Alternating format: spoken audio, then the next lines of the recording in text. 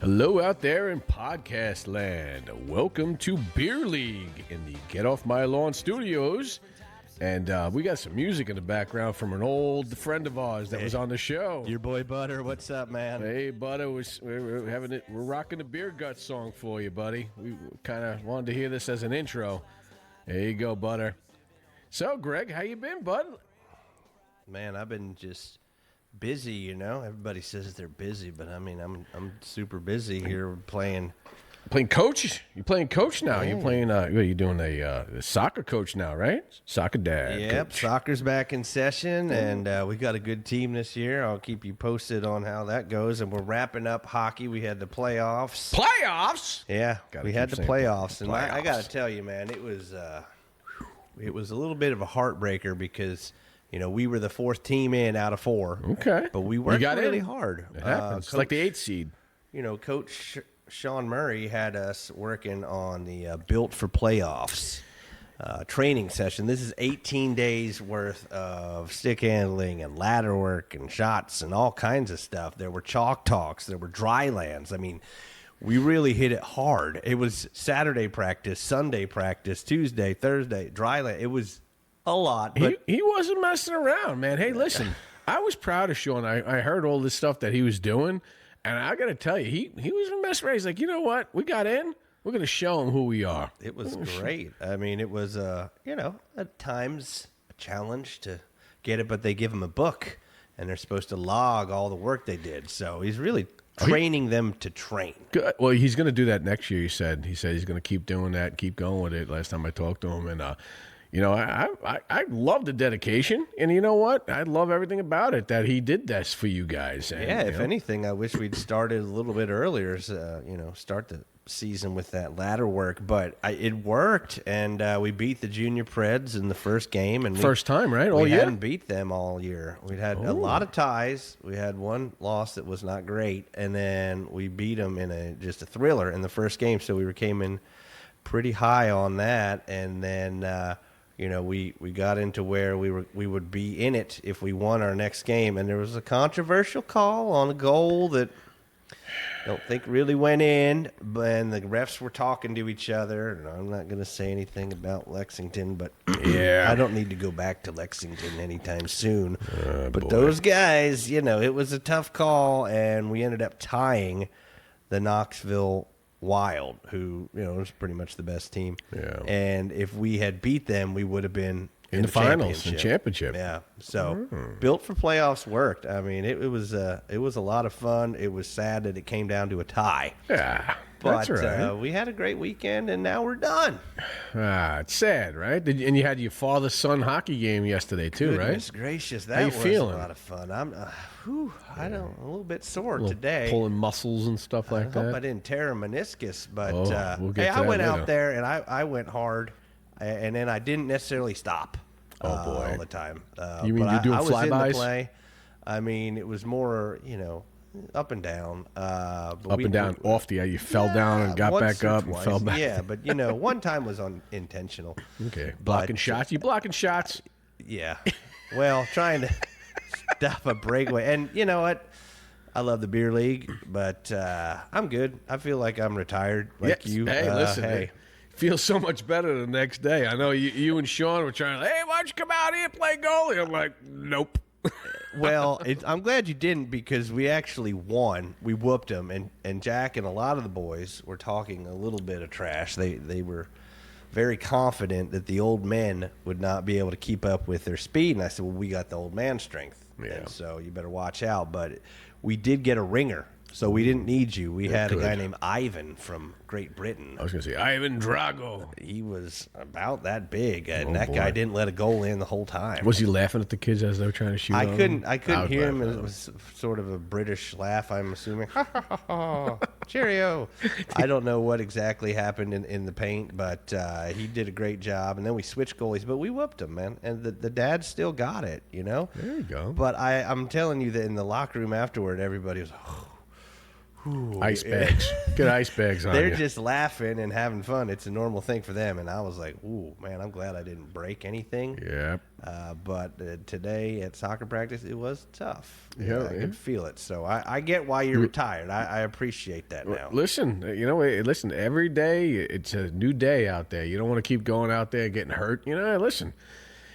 A little long in the tooth now. I'm 53, and I don't want to be messing around with this stuff anymore. I like my health to get out of the car, to walk into the rink, to drink a beer or drink a cup of coffee, and then go back out and watch you guys jump around like that. And I tell you, Wise man. But I got to tell you, I know you kept me updated during this time when I was kept texting you, like, "What's up?"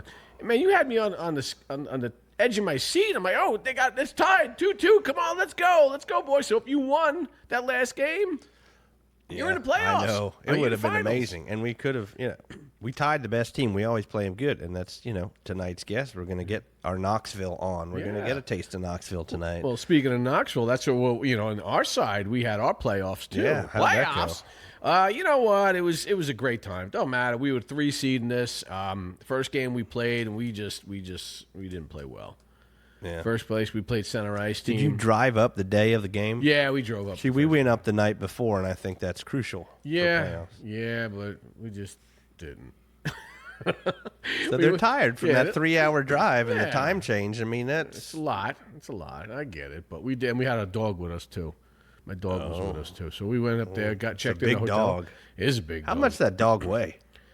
About 90 pounds. Goodness gracious. No, not 90. About 70 pounds. 75 pounds. Big dog. Big hairy dog. Husky. You guys see if you're on the TikTok. Beautiful you see dog. Opie. My gosh. That's my girl.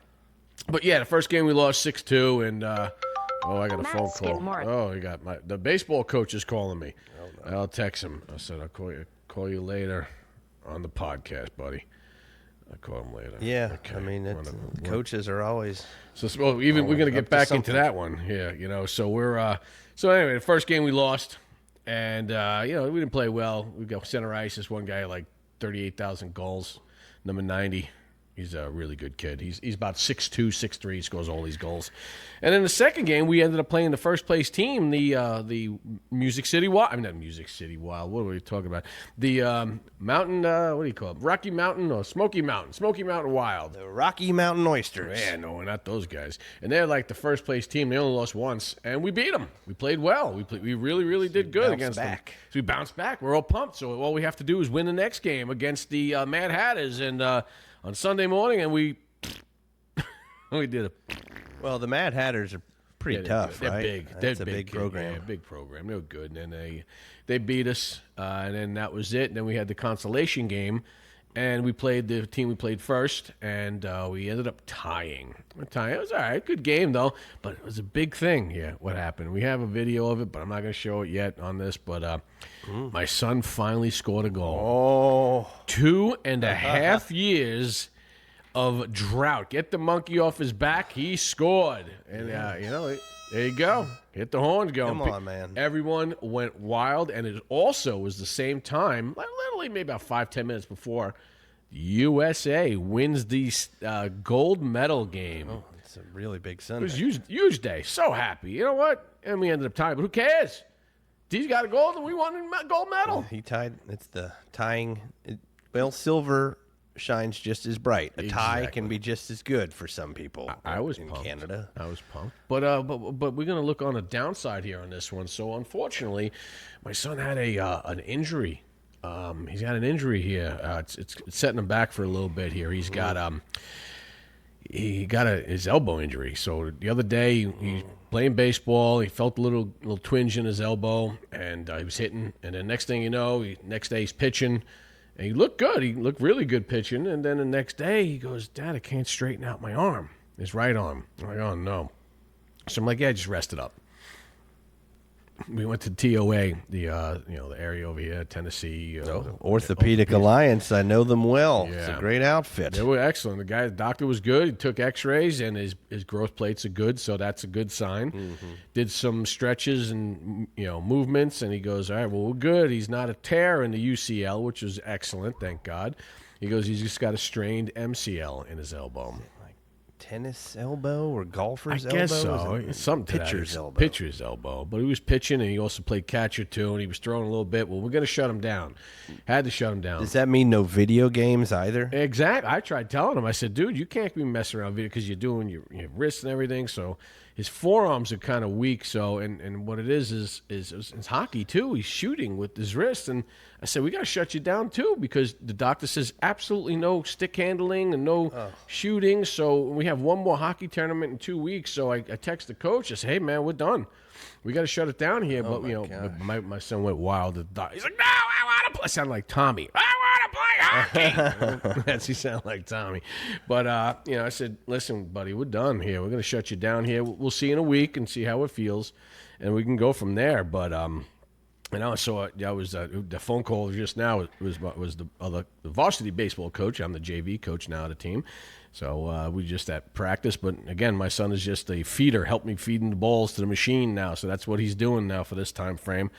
And the baseball's starting up, so we'll start talking about baseball. We'll get some baseball people on the show here in a couple. I'm moving around over here. Get some baseball people on the show here next after the hockey season. We'll get some soccer people, right? We'll get some soccer, some basketball, people, some football people, right? Yeah, we're gonna round it out, man. It's been a good hockey season, though. It's been a great season. It's been long.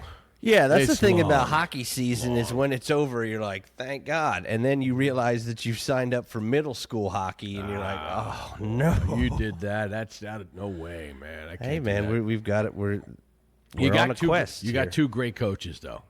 Yeah. Two great coaches.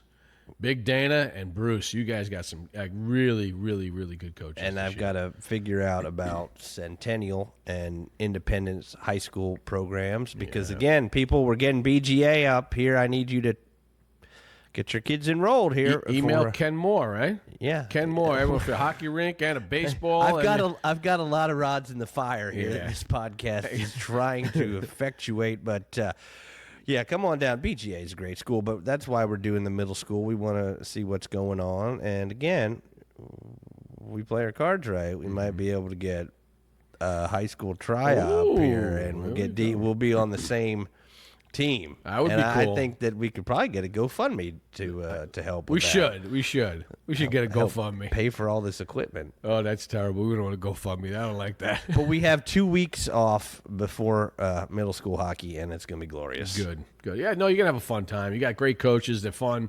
And again, it's now Jack's also the oldest kid out there now. He's the 8th grader, right?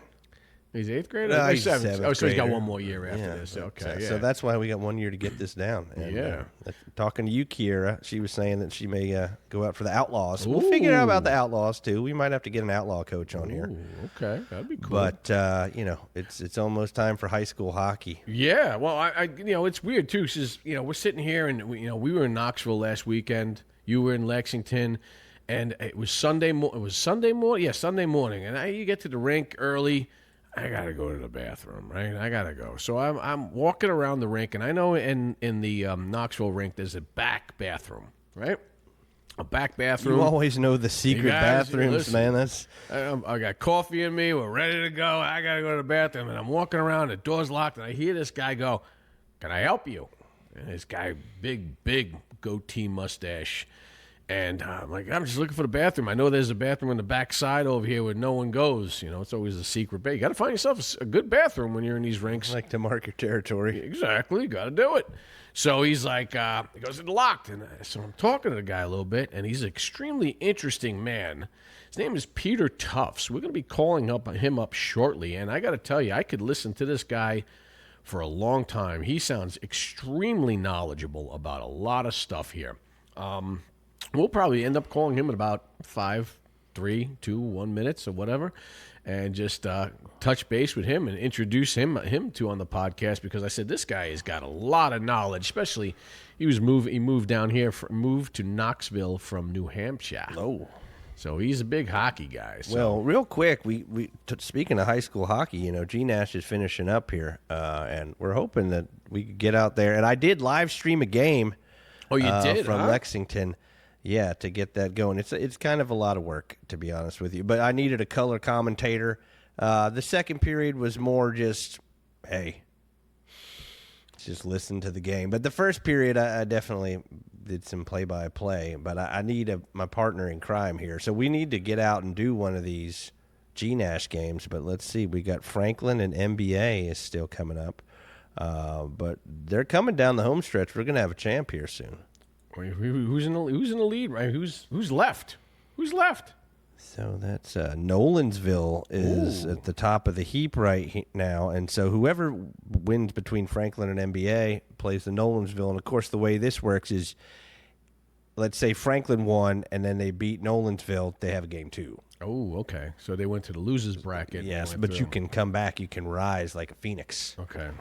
So that's something that, we'll have to keep an eye on. And, I'm interested to hear about this Knoxville hockey, high school hockey as well. Yeah. Let's call this guy up. Let's give him a call. Let me give him a call here. Give me a minute here. Give me a second here. I've always thought, and I asked Jack this to confirm it, that the Knoxville, it's got a pretty good, classy program. You like some opponents better than others. Yeah. Right? And I always felt this season, at least, that the Knoxville folks were just pretty chill, and there weren't any crazy kids. There are some crazy kids that everybody knows. Well, I got to tell you, the Smoky Mountain Wild, those guys, we played them all the time. We play them all the time. But I tell you what, they're classy parents. Classy parents. Stay classy, San Diego, right? But stay classy, and they were really, really good people. All the year. I mean, I think we played them like 12 times this year. Good Lord. Yeah, no, not that much, but Get to know these people. All right, let's call Peter here. Here we go. Here we go, Peter. You got those pictures, pop up there, too, see if he's on there. Show what he looks like. Hey. Hey, Peter, how you doing? So are we going to do this by phone? Yeah, we're going to do it by phone. We had a little technical difficulties. So right now, you are officially on the Beer League podcast. Welcome. Okay, hold a second. I got to get my ears fixed. All right, he's getting his ears fixed. There we go. Claps. You got some claps, Peter.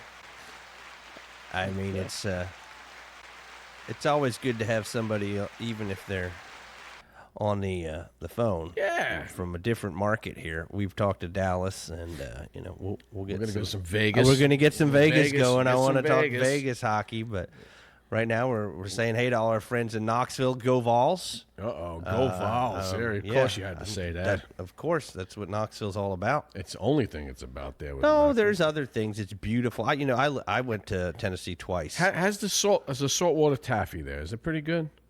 Well, that's more of a Gatlinburg thing, but it's close. It's good. You're there. Okay, you got us? I got you. All right. Hey, Pete, how you doing, man? I'm having a great time. My first ever speaking on or watching a podcast, except for the ones I watched for you for the last 3 days. Ah, man, how'd you like them? Did you like them? They were pretty good, right? I enjoyed it. Greg Sauer, if I got the name right, played for the Laconia Leafs in Laconia, New Hampshire. I heard him mention that he went there before he went to Wyoming. Mm-hmm. Did you? He's great. I was very impressed with the young lady I watched tonight that was from Nashville, plays for Michigan, and I coached a college women's soccer team. At the same time, I coached a hockey team, so I relate with the women's in college that enjoy playing. Awesome. Yes. I mean, she's a superstar, right? Total superstar. And she's going to law school. Yeah. I'm going to have to go watch. But, yeah, the law school thing was a big help. Oh, boy, yeah. So, hey, Pete, I was trying to tell this story here, how we met, how I was trying to find a bathroom, and you were like, what are you doing over there, man? And I was just trying to find that bathroom that no one knows of on the other side where the soccer area is. And I know it was always quiet over there, and nobody knows in that bathroom, and you want to be the first person in the bathroom anytime in the morning. But it was all right. You know exactly, Peter, right? Was this a restricted area that Seth was in? We have 3 locations of fields. We have a basketball court, a soccer field, and a hockey rink.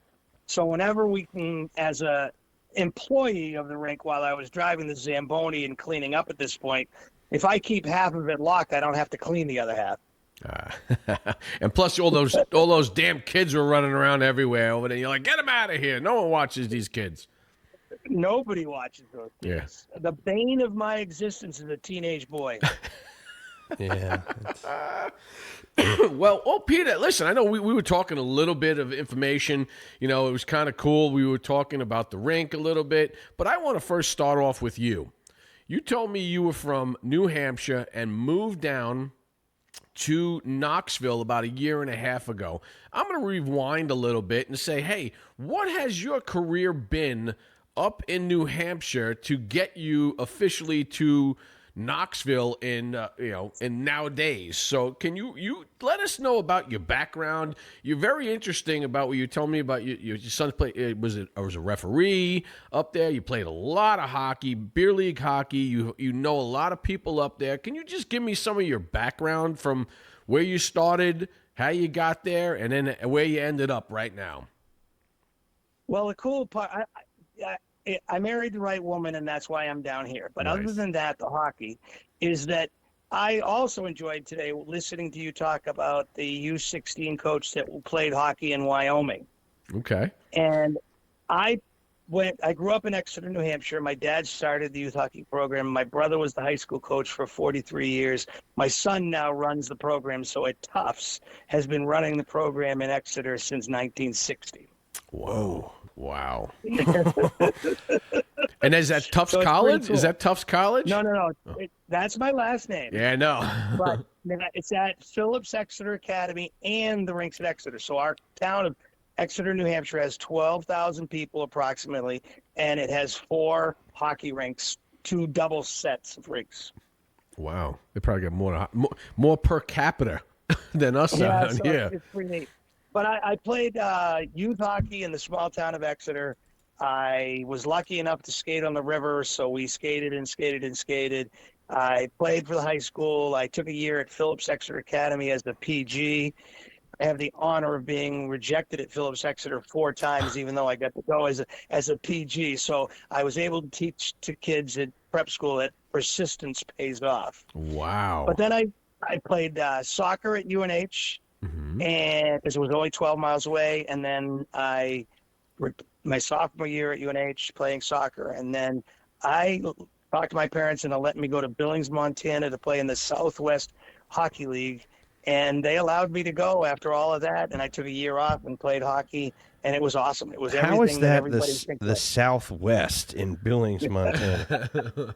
Because the guy that owned the Golden Banana in Las Vegas bought a league, and he put 3 teams up north: Billings, Bismarck and Minot, North Dakota, Amarillo, Albuquerque, and Tucson. Oh, wow. That's a big trip. Hey, you can't just drive to those rinks, right? You got to fly. We would go down and do a southern trip in a bus. Wow. How long of a drive in the bus was that? It was long. It was all the way from Billings to Amarillo. Albuquerque was the closest, so we'd go down to Albuquerque and then do the other 2. So how many road trips did you do a year? Was it 2, 3 during that time? I did 1 year.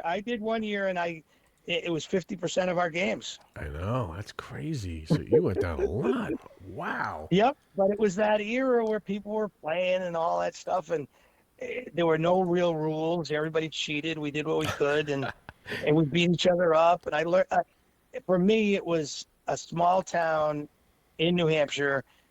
I got to drive out there. I got to do everything I got to do and play and made the team. And it was awesome. It was not something I ever thought or I'd ever do again.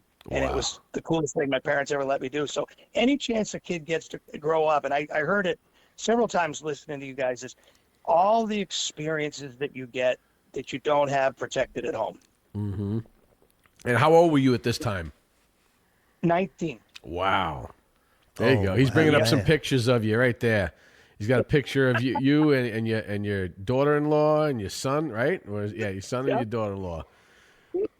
Very cool. The best picture there is a picture for Northwestern University.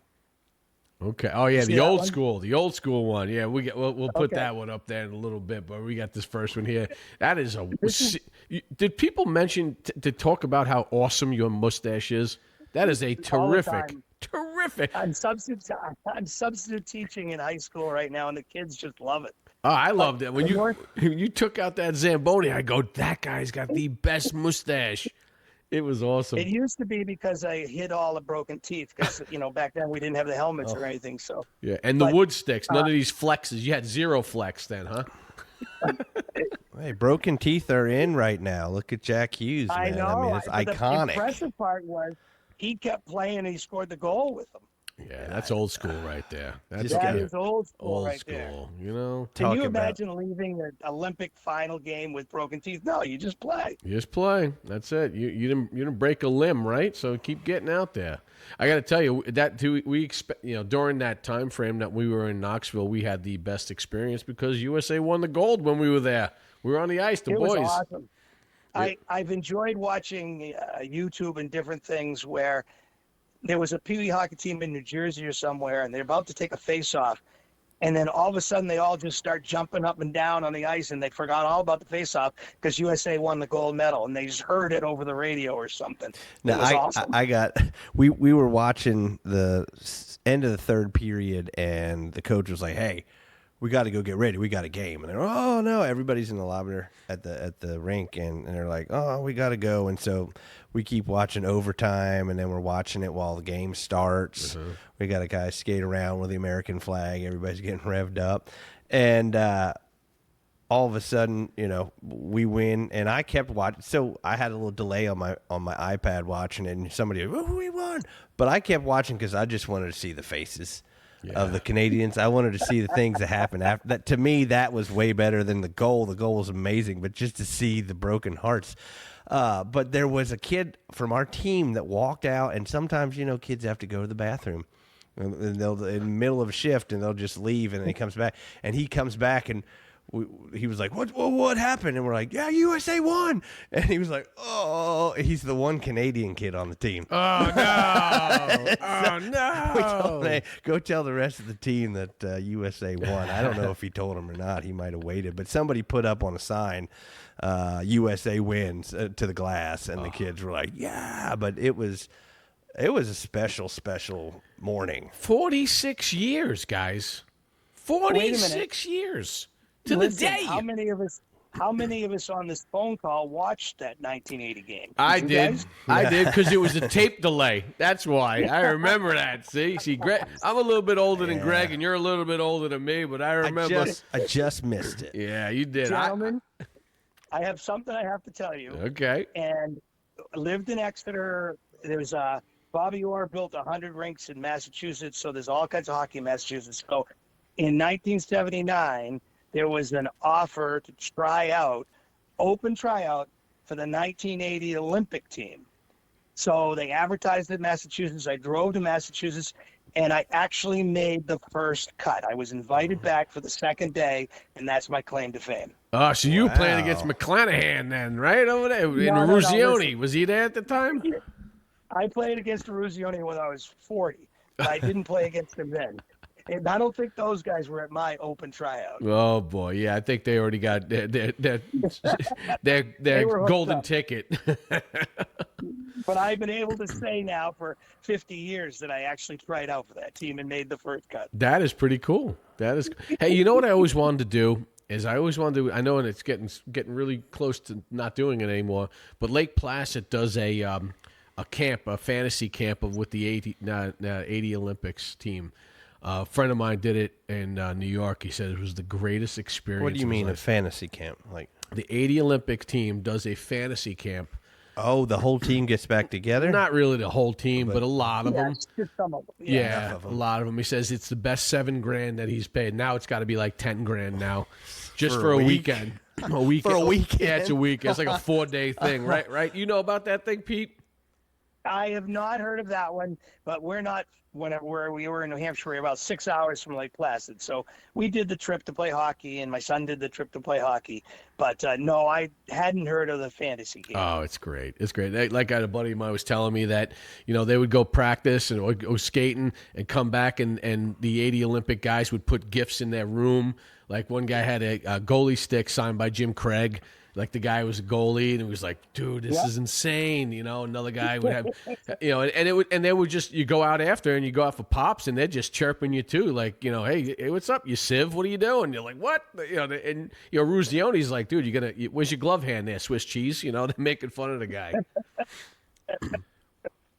But I didn't see that one. Oh, it's great. My buddy of mine, Joe used to do that, and he says, dude, you have to do it. I'm like, I'll get to it. My wife's like, I'm not dropping 10 grand.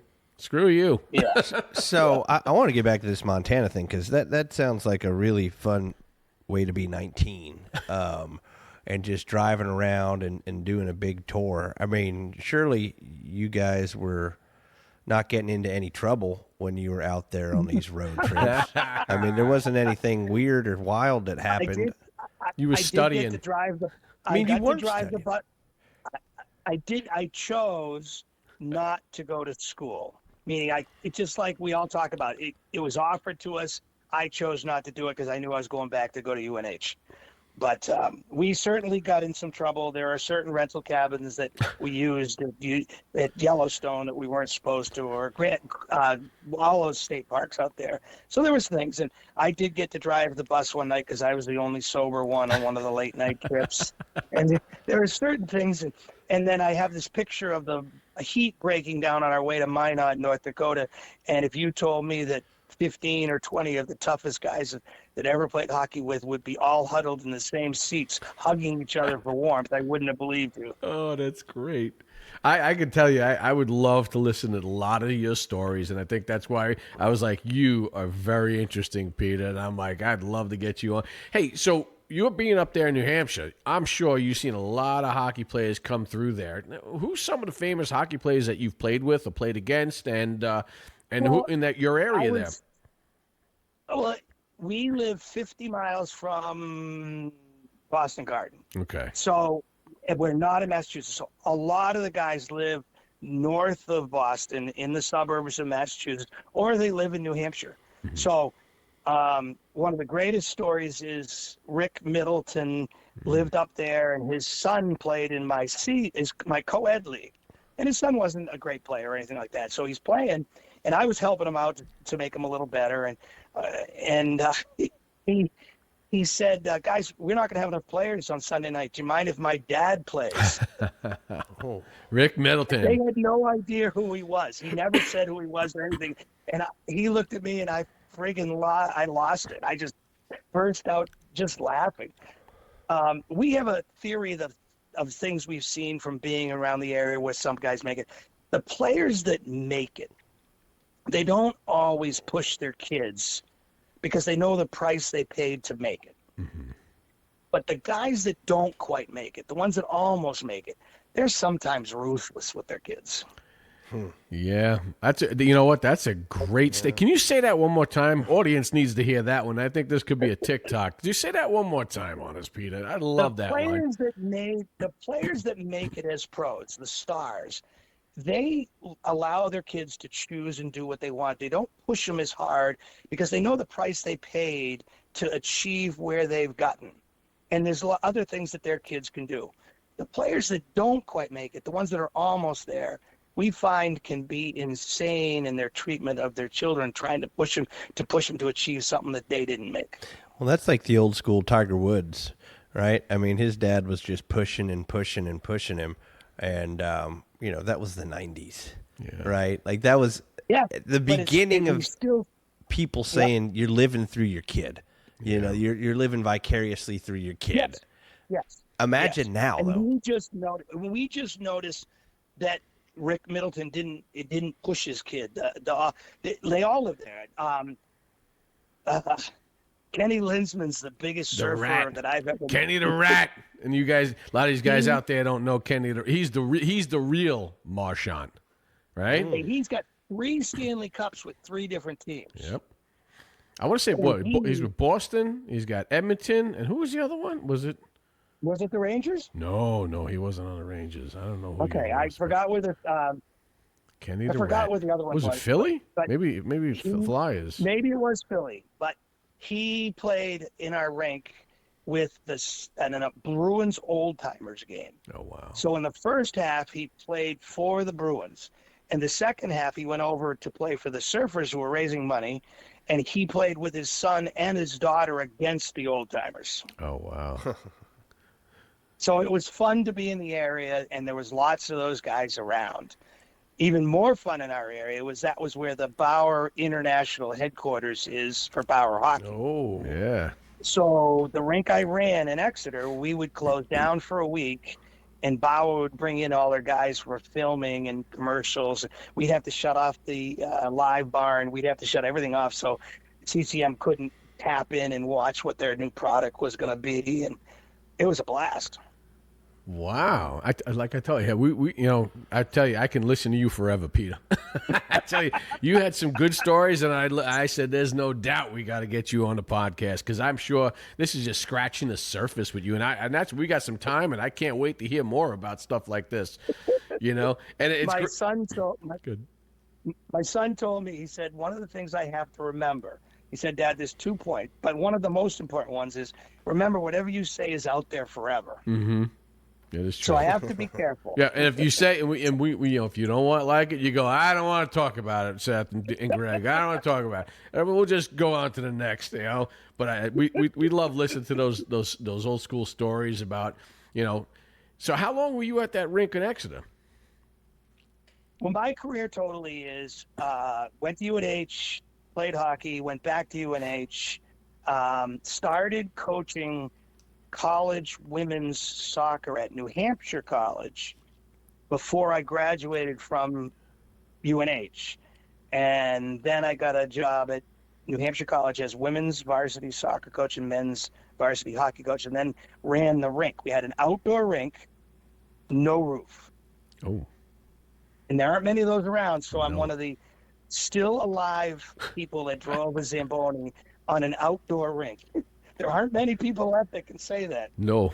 And then went to Cardigan Mountain School, which is a junior prep school, and took my 2 kids, and boy and a girl, and taught there for 4 years. It was 6th, 7th, and 8th, 9th, 6th, 7th, 8th, and 9th grade.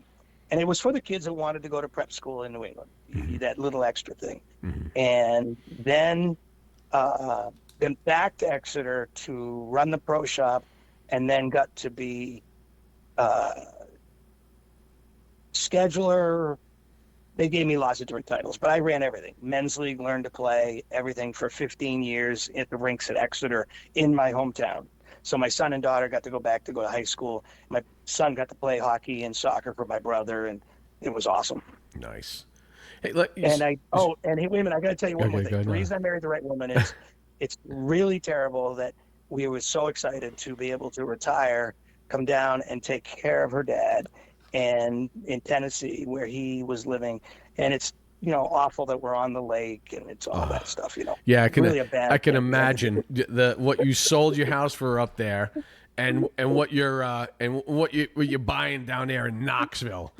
Believe me, I know you got a tough life. Believe me, I hear it all the time, especially leaving Long Island, New York, and coming down here, and I'm like, you got what? Yeah. I spent some time in Islip. Oh yeah. And wait a minute. Exit 51 off the LIE. Yep, that's it. And it was my first airplane ride ever was from MacArthur Airport to Princeton, so somebody could see Princeton University. Wow. I'm old school. Yeah, you are old school. And wow, that's crazy. Exit 51. Anybody out there that's in New York, you know exactly where that is. And everybody that doesn't know New York, you find out where you're from by what exit you're at. I thought that was New Jersey. No. It's Long Island. No, the LIE is the Long Island Expressway. Yeah. They got down. You still have family up top there or what? I have family in New Hampshire. My son and my brother and sister and everybody still live in New Hampshire. How many inches of snow did they get up there? What was it, 30 inches, right? Yeah, they've had a lot of snow, but it always works out because we're near enough to the ocean so that the rain comes a little bit and washes it away so we can skate on the river. Yeah. Which is everything I've ever done. Yeah, I want you to talk about that. Skating on the river, it's nothing that you can imagine. It's perfect. You told me a story when we were in Knoxville. Tell me that story about the 25-mile river skate. I sent that picture. That was it, huh? That was the two kids, The huh? two boys. Yep. Okay. So that map is the Lake Winnipesaukee, the biggest lake in New Hampshire. We skated from the northwest corner to the southeast corner and had to skirt around some open water, had to do a couple of different things because there's a little loop there you can see in the picture. But one of those was my godchild, and one of them was his friend, and both those mothers trusted me with their 12-year-olds. Okay. Wow. How long did that take you? It took us 4.5 hours with the wind. With the wind. Oh, boy. I can imagine We how weren't much it going to was skate against the wind. That's nuts. You're like, all right, everything's perfect by then. All right, here we go.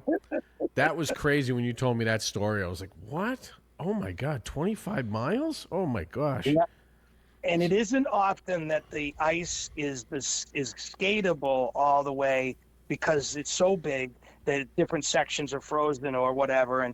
And I'm not sure everybody in the world knows that ice is actually bigger than the water.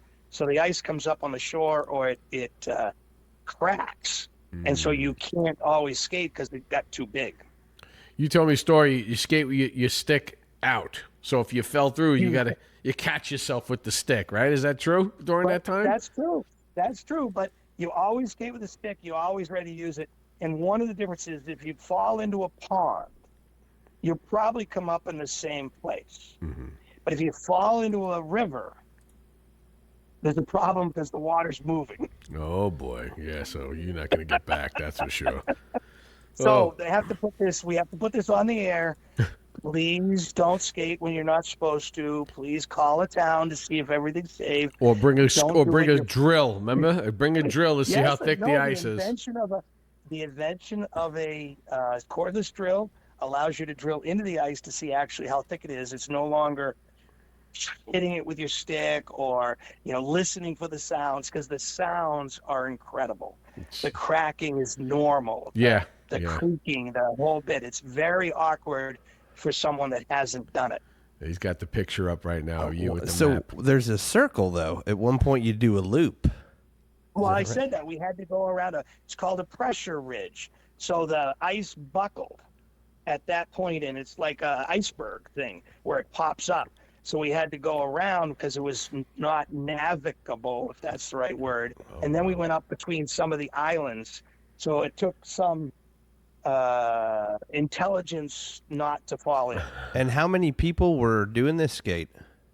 Well, only the three of us have ever done it. That was it. Three people, him and the two kids. Yeah.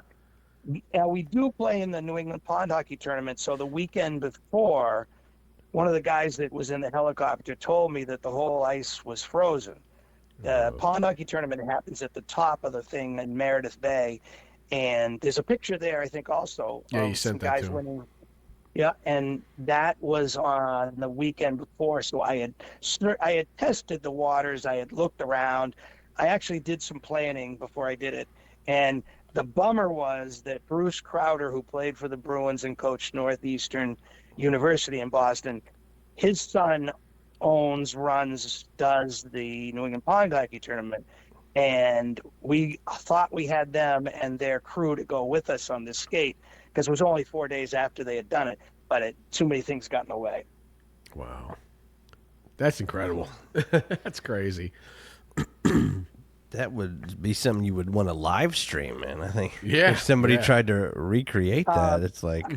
What the cool part also is that a friend of mine who has put sensors into hockey pucks so he can measure your passing and your contacts and the number of things that he has a drone that he attached to his backpack, and we have a two music 6'9" guys, adults, skated about 5 or 6 miles, and the drone followed us, and we have a video of it. It's on YouTube. Is it really? Oh, we got to check that out. Yeah, we'll check that out. Exeter, New Hampshire, Pickpocket Falls. He's looking it up for you right now. That is cool. So, hey, listen, let me ask you something. I know you've been around hockey a lot and everything, and watching this, and you're up there. Your expertise, and you said you coached at prep schools. do you think that's a great thing for if you have a young kid that's hey, he's pretty talented? Would you put him towards prep school, go to juniors, or actually go to AAA? Which avenue would you send that kid to? I'm very pleased that you asked me that question. It either one is mostly dependent on the kid. Okay. Some kids don't want to do the prep school. Some kids don't want to do the juniors. So prep school advantage is every male person in the United States going to school should try to make their male person as old as they can be before they get to college. Mm-hmm. So if you can repeat 7th grade, if you can repeat 12th grade, whatever grade, the more years you have as a male person, the more mature you'll do in college. So yes, I think everybody should take more than 4 years of high school. It was one of the best years of my life to go, but it was also in my hometown, so it was perfect. Mm-hmm. But some of these prep schools are 6 or 7 or 8 or 10 or 12 kids in a class. Mm-hmm. So you can't hide and you have to do the work. Well, that's good. So yes, but it's just like the colleges. They have the high academics, when athletics, they have the middle, and they have the ones that can take a kid. Cardigan Mountain School is like that. They're preparing those kids to go to those schools. Mm-hmm.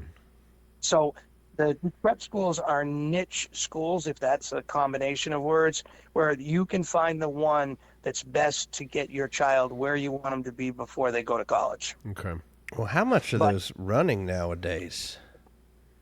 There's a ton of prep schools, and there's a ton of situations where you can do more than 1 year or 4 years of high school. So it's trend. Now, the junior programs offer a lot of good competitive hockey, but I believe, and with my brother being a high school coach for 43 years, there's still a lot of great process thinking, family development, your community, if you play high school for your hometown. Hey, a little pride. High school, like we had that last time. We talked about high school pride. And I have the advantage of, I have some great friends from high school. I have some great friends from the prep school. Mm-hmm. And it's been lifelong friends, but I had the opportunity to do both. Mm-hmm. And the kids that don't play for the high school, they have it in the camaraderie in the locker room, like you guys talk about it, with the group of juniors that they play with. Mm-hmm. Mm-hmm. But they don't have the other sports and all of the things that come along with the prep school. And I mean, prep school, you have to play multiple sports. You can't just play one. Well, I got to tell you, in prep school, I used to, I was like, I was always questioning prep school about, hey, we're going up here for prep school. But you know what? Like you said, how much is prep school? Almost 15, 20,000, right? No. It's 50 or 60. Oh, it's you. Okay. Yeah, I mean, so we throw around $30,000 a year about AAA numbers and stuff. And then you get into the prep schools, or not just hockey. You got IMG you got all these different places. You're looking $60,000. And at what point do you say, is it worth it? This is a racket. Yeah, is it worth it, or is it a racket? Just totally people taking advantage of passion of sports or parents. And like Steve Wood said in episode 2, best episode yet. Yep. If you got the money, go for it, right? I mean, if you're going to spend your money, but that's fine. But a lot of people don't have the money, and it gets to be pretty absurd. Shaun sent us a pretty cool YouTube that I would encourage everybody to watch here. It's called Rich Kid Talent Show. And this was kind of a guy that does some good stuff on YouTube about youth sports and whatnot. And he was taking the Olympics on, and he was saying, look, Norway has got it right. Norway has figured out how to do youth sports. And one of the ways that he did it, or he talked about, was they found a lot of oil. All right, so Norway has a lot of resources. They have a whole bunch of rare earths now. They've got gas, they got oil. And what they do is they take that money and they disperse it to the general population, and part of it goes to sports. So he starts this video off that I'm showing with the costs of going skiing, right? Mm-hmm. I was just out in Big Sky. $240 a day for a lift ticket. Wow. And you're like, okay, well, you just skiing one day? No, we're going to, and that's just one person. And if you have to rent equipment, so expensive. In Norway, $60. $60 to go out and ski on their incredible mountains and the fjords and all that stuff. And so they take the money that they get from the resources, and they're able to kind of subsidize youth sports a little bit. But here's the interesting part. They don't allow anybody to be ranked until they're 13 years old. So there's no prospects or anything. Like, we go around and they barely even keep score, and they don't let people get serious about competition until they're 13, 14, 15. And then you look at what happened at the Olympics, right? They just crushed it. Yeah. And this video, I encourage you all to watch it, because it gets into youth hockey at the end, and the difference between what's going on in Michigan and Minnesota and high school hockey. So Minnesota has high school hockey, which is the best. Everybody's talking about it. But you don't have to play AAA 18U or 16U. They get the most elite players coming out of Minnesota through high school and just their ground roots. I want to stop right now. Did you see Connor Hellebuck, right? He's never played AAA hockey. He only played AA. Yeah. AA. Believe that out there, guys. I mean, that's always like the biggest thing. People are like, I got to put my kid in AAA. No, he played AA hockey. So, and one of the things I want to ask you, Peter, about is, managing a rink, and we'll get into that. But this video that everyone should watch, Rich Kid's Talent Show, talks about Michigan versus Minnesota. So Michigan has pretty much been private equitized, right? So we hear about Black Bear and their vertical integration with all of these, rinks that are kind of failing. These are rinks in the Midwest. These are rinks up north. And I think they own 48 now. Yep. And they come in, they get a rink that might be in the last throes of its viability, and then they buy it up, and then they start putting in their programs. And next thing you know, you can't stream, but it's really, you can't even record your kid, right? You can't even take a video of your kid. You've got to do their non-live barn special package. But Michigan has pretty much been overtaken by these private firms, and Minnesota has not. And if you look at the number of elite players coming out of Michigan versus Minnesota, Minnesota's crushing them. Mm-hmm. And the part of this video is that, look, a lot of Norwegian people settled in Minnesota. But the point is, trying to extract $50,000 a year for a kid to go to prep school, or $30,000 for AAA, and then pricing people out of it so that you have to be rich in order to have two kids play hockey. It's the elite sport, I say. It's unbelievable. And if you look at a lot of the statistics and the competition at the highest level, it's not really making a difference. But those people are making a lot of money. Yeah, they are. They're doing well, and they may be the ones that didn't quite make it. Yeah. And they're pushing their kids extra hard. It is, Peter. It's a pretty good. It's a pretty good business model. Now, yes, a couple of things. One is, I'm a middle child, and there should be a way to get both or everything involved in this. You need to play early for your high school. You need to stay home, make sure you get some of that, and either stay or leave. You don't need to go to college right after 4 years of high school.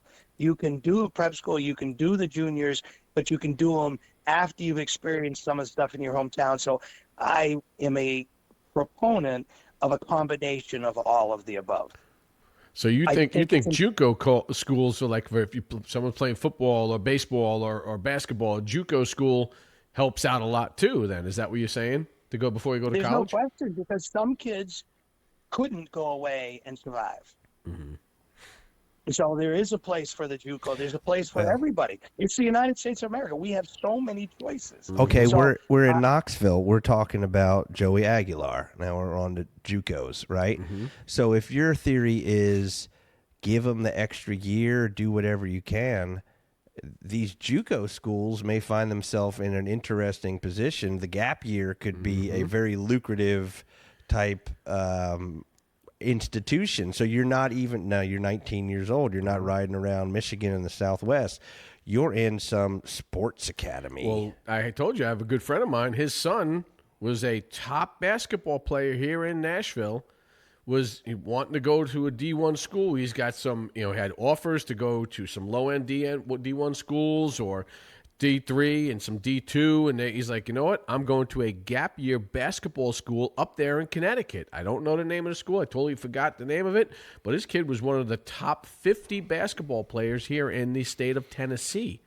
Well, why call it a school? Yeah, right? Well, now it's a gap year school. Yeah, that's what we're not taking any classes. No. We're just having some, because you might lose a year of eligibility, and that's $3 million. Mm-hmm.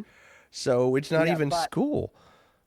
Yes, but one of the differences is, it's still my opinion that in a prep school, the way it's set up, they are going to school and they are required to do a couple of sports and they are required to do extra stuff. So I'm saying that we're not going to college until we're 20 anyway. Mm-hmm. So let's make sure we get some of the hometown stuff. Let's make sure we get some of the elite stuff. Let's make sure we get the background, because there's a Brewster Academy in New Hampshire, and there's a couple of schools in Maine that really work on helping the kids figure out how to get the studying done.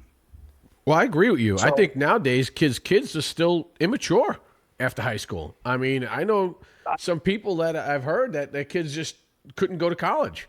They went to college and I'm out.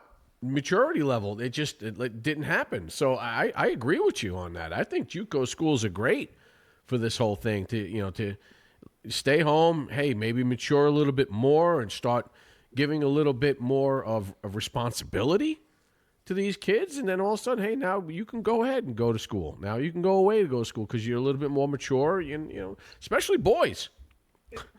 I said that to start. The other thing is that your family, whoever you put together that's going to help you make decisions, can they go to Wyoming and do the things they're supposed to, or are they better in a structured JUCO or a structured prep school before they do that? Mm-hmm. You've got to know your own child. You have to know what he can do, what he can't do. And this is a different, the girls are different only because they're more mature. Yeah. And you could tell that in your interview with the hockey player from Nashville, whatever. Yeah, Katie. I mean, it was tremendous to listen to that while I was throwing rocks around this afternoon, just to see all the things she had to say, because being a lawyer was as important to her as playing hockey. Yeah, he's right in a way. It's like the boys. And you see some of these Olympic athletes, the women are like going to Harvard after they're done doing their downhill competition. Like they seem to have a pretty good plan, whereas maybe some of the guys are chasing the dream all the way, just trying to get to the ECHL and maybe the Fed, if I could just make it to the Fed. If we don't get in trouble politically here, it was clear that the women national team that won, there were 7 or so of them that had to go back to play for their colleges. Mm-hmm. So they didn't go to the White House, but they went back for their colleges because they needed to get back. Mm-hmm. There weren't many college men's players on those teams. Yeah, no. On our team. Well, the women dominated. It was at least women dominated, but they also did it with younger girls. Yeah. Yeah, that's true. Well, again, obviously the NHL players are, back and allowed to play in the Olympics now. So that was that. Oh, boy. All right, so now you're up there in New Hampshire. You're up there doing all the stuff here. You're running rinks, and it's great. And all of a sudden, someone goes, Knoxville is calling you. How did that happen? I mean, really? Let's obviously probably one of these winters that you hit 30 inches of snow. You're like, that's it. I'm out. No. If I could have a frozen lake out my window, it would be awesome at the same time. But I don't. It doesn't quite. I've stood on it. I haven't yet skated on it. It hasn't been cold enough. So Grammy and Papa have been down here for a long time. Grammy's no longer with us. Papa was alone, and it was time for us to come take care of him. Okay. So when you came down, you were like, that's it. guys, I'm out. Everyone's probably going, really? Knoxville? I mean, oh boy. And the rink is 40 minutes away, and I drive. I now run there, learn to play. I'm on the advisory committee for the adult hockey. Where let's exactly get that, are you though? Yeah, let's what go part of back. Tennessee? So now you're in Tennessee. You're in Knoxville, taking care of the pop, and all right, now you go. I got to get a job. There's the rink round. I had been coming down for summers for the past 20, 30 years. So I had talked to the rink. The rink is in the Farragut as a suburb on the northwestern side toward Nashville from Knoxville. And so it's only a 5-minute ride, but I ingratiated myself with a group of men that I saw on the TV that said graybeards. So it was my type of guys, so I got in with them. And then we skated early in the morning, so I worked it out with the rink director that I could open the rink for him and save him on some money. And then eventually I started working for him. And it's been awesome to be involved again. The learn to play director left, and that's one of the things that is the funnest thing or the most fun thing it just fulfilled the Tufts family to have little kids play hockey. So this winter, I got to teach the Little Predators. I run their Learn to Play program. And at the same time, I went north Christmas and helped my son Jeremy run his Little Bruins. So I got to do both the Little Bruins and the Little Predators in 1 year. Okay, well, which one was better? I know it is. It's the Bruins, of course. No. There's better if there's two Tufts teaching on the ice than there's one. So together we're better than we are when Jeremy and I are alone. I love it. Hey. And the other part about Jeremy is that, and I don't know if everybody shared this, is my dad refereed, I refereed, my son refereed, but he was better than all of us. So he does Hockey East and college hockey and runs a youth hockey program. So it's been a blast to be able to call my son and talk hockey.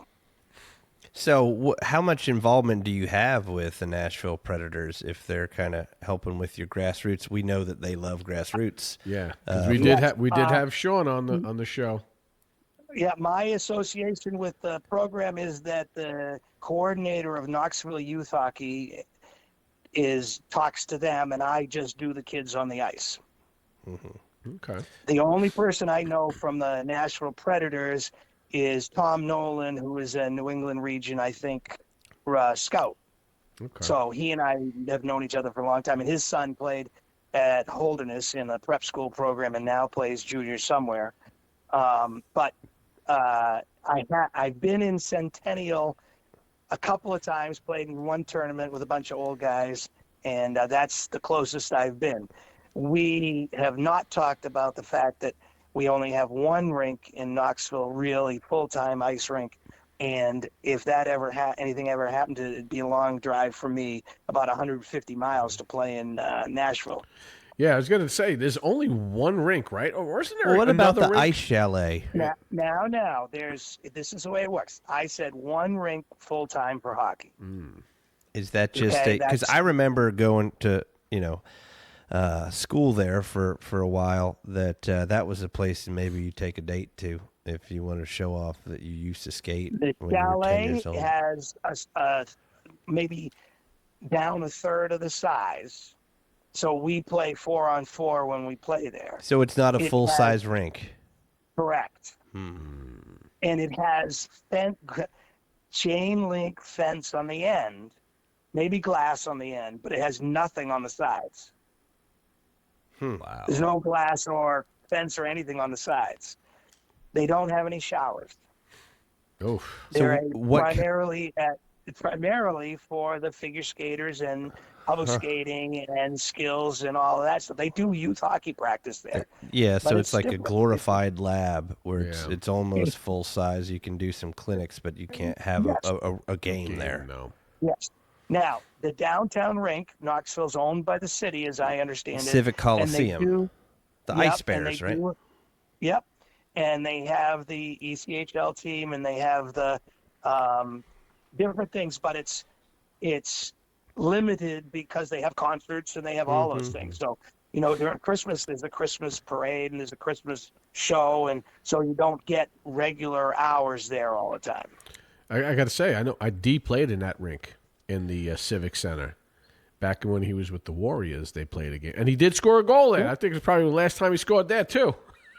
my son refereed there when he was doing ECHL, so it was fun to come down and watch him in Knoxville. I remember used to go to those games in college, and the minor league. They're always putting on a show, it's right? A barn. It's a barn. And one of my favorite memories of minor league hockey is they gave everybody a rubber puck, and at the first intermission, like there was a number on the puck or something, like a raffle type thing, and you threw the puck onto the ice, and then the one that was picked up got like, I don't know, $500 or something. But it's usually who gets it closest to the target.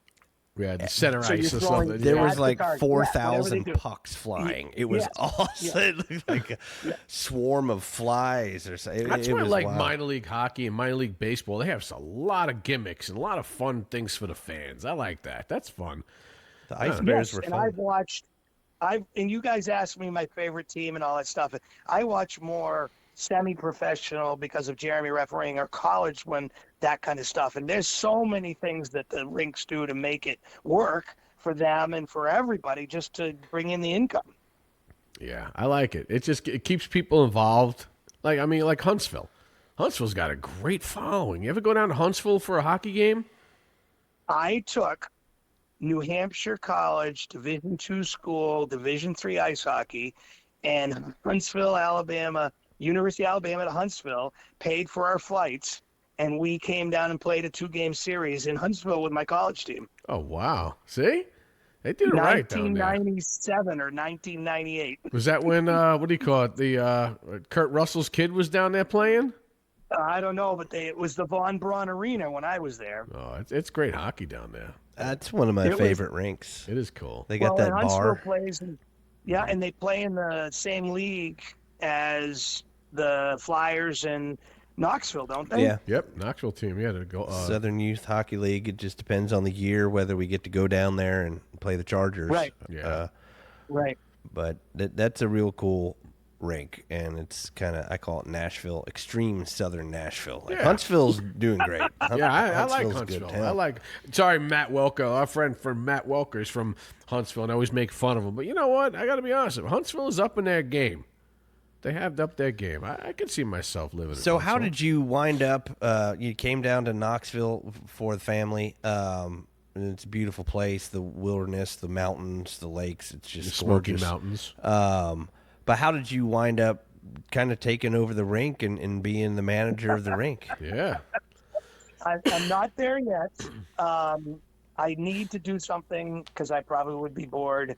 I love the little kids, and as interesting as what can happen on a rink, you can meet a guy that is standing there watching his son on a Saturday, and by Wednesday you're having the first experience ever on a podcast. I mean, why would you not want to go to the rink? Yeah, exactly. That's how we met. I mean, some people just started talking, and next thing you know, you're on a podcast. I got to tell you, I know how it all started, too, because I did ask him. I said, hey, I did hear rumors about this rink here, and again, you don't have to go into total detail if you don't even want to. But I said, hey, I heard rumors about this rink that there was a possibility of closing. We've heard it up here in Nashville that they're talking about closing that rink. And you were like, nope, it's been here. So can you tell us about how that rink started and how it all went down? Well, I think they needed a rink in the 2000, 2002 era. I don't have the exact date it opened. But a private investor put the multiplex, whatever words are using nowadays, for a soccer field, a hockey rink, and a basketball court. And it's been existing, and it's full. It's active. There's a lot of stuff going on. I don't know how the money all works on it. Our fear, as everybody else's, is that is it making enough money, because the land could be worth as much, a whole lot of money right now. It has been growing. The area has been growing. There's a Publix there now. And there's a Dunkin' Donuts. That was perfect. We just walked right over to Dunkin' Donuts, got yourself some coffee. I mean, Farragut's always been kind of the best part of Knoxville. But it's a good place to be. A lot of people want to be out west, but it keeps going further and further west. Eventually, it's going to run into Lenore City. And this is... I think that's already happened, because one of the places people talk about is the Lenore City might be a place for a rink. Okay. So everybody knows that it's an issue in the hockey world. Okay. Nobody has stepped up to say, we're starting a major campaign, we're talking to Maryville. Nobody has taken that step that is necessary. Have you sent any emails? Got to send an email. Yeah, that's what we got in trouble last time. I was saying no emails. You mentioned Black Bear and all the rinks and stuff.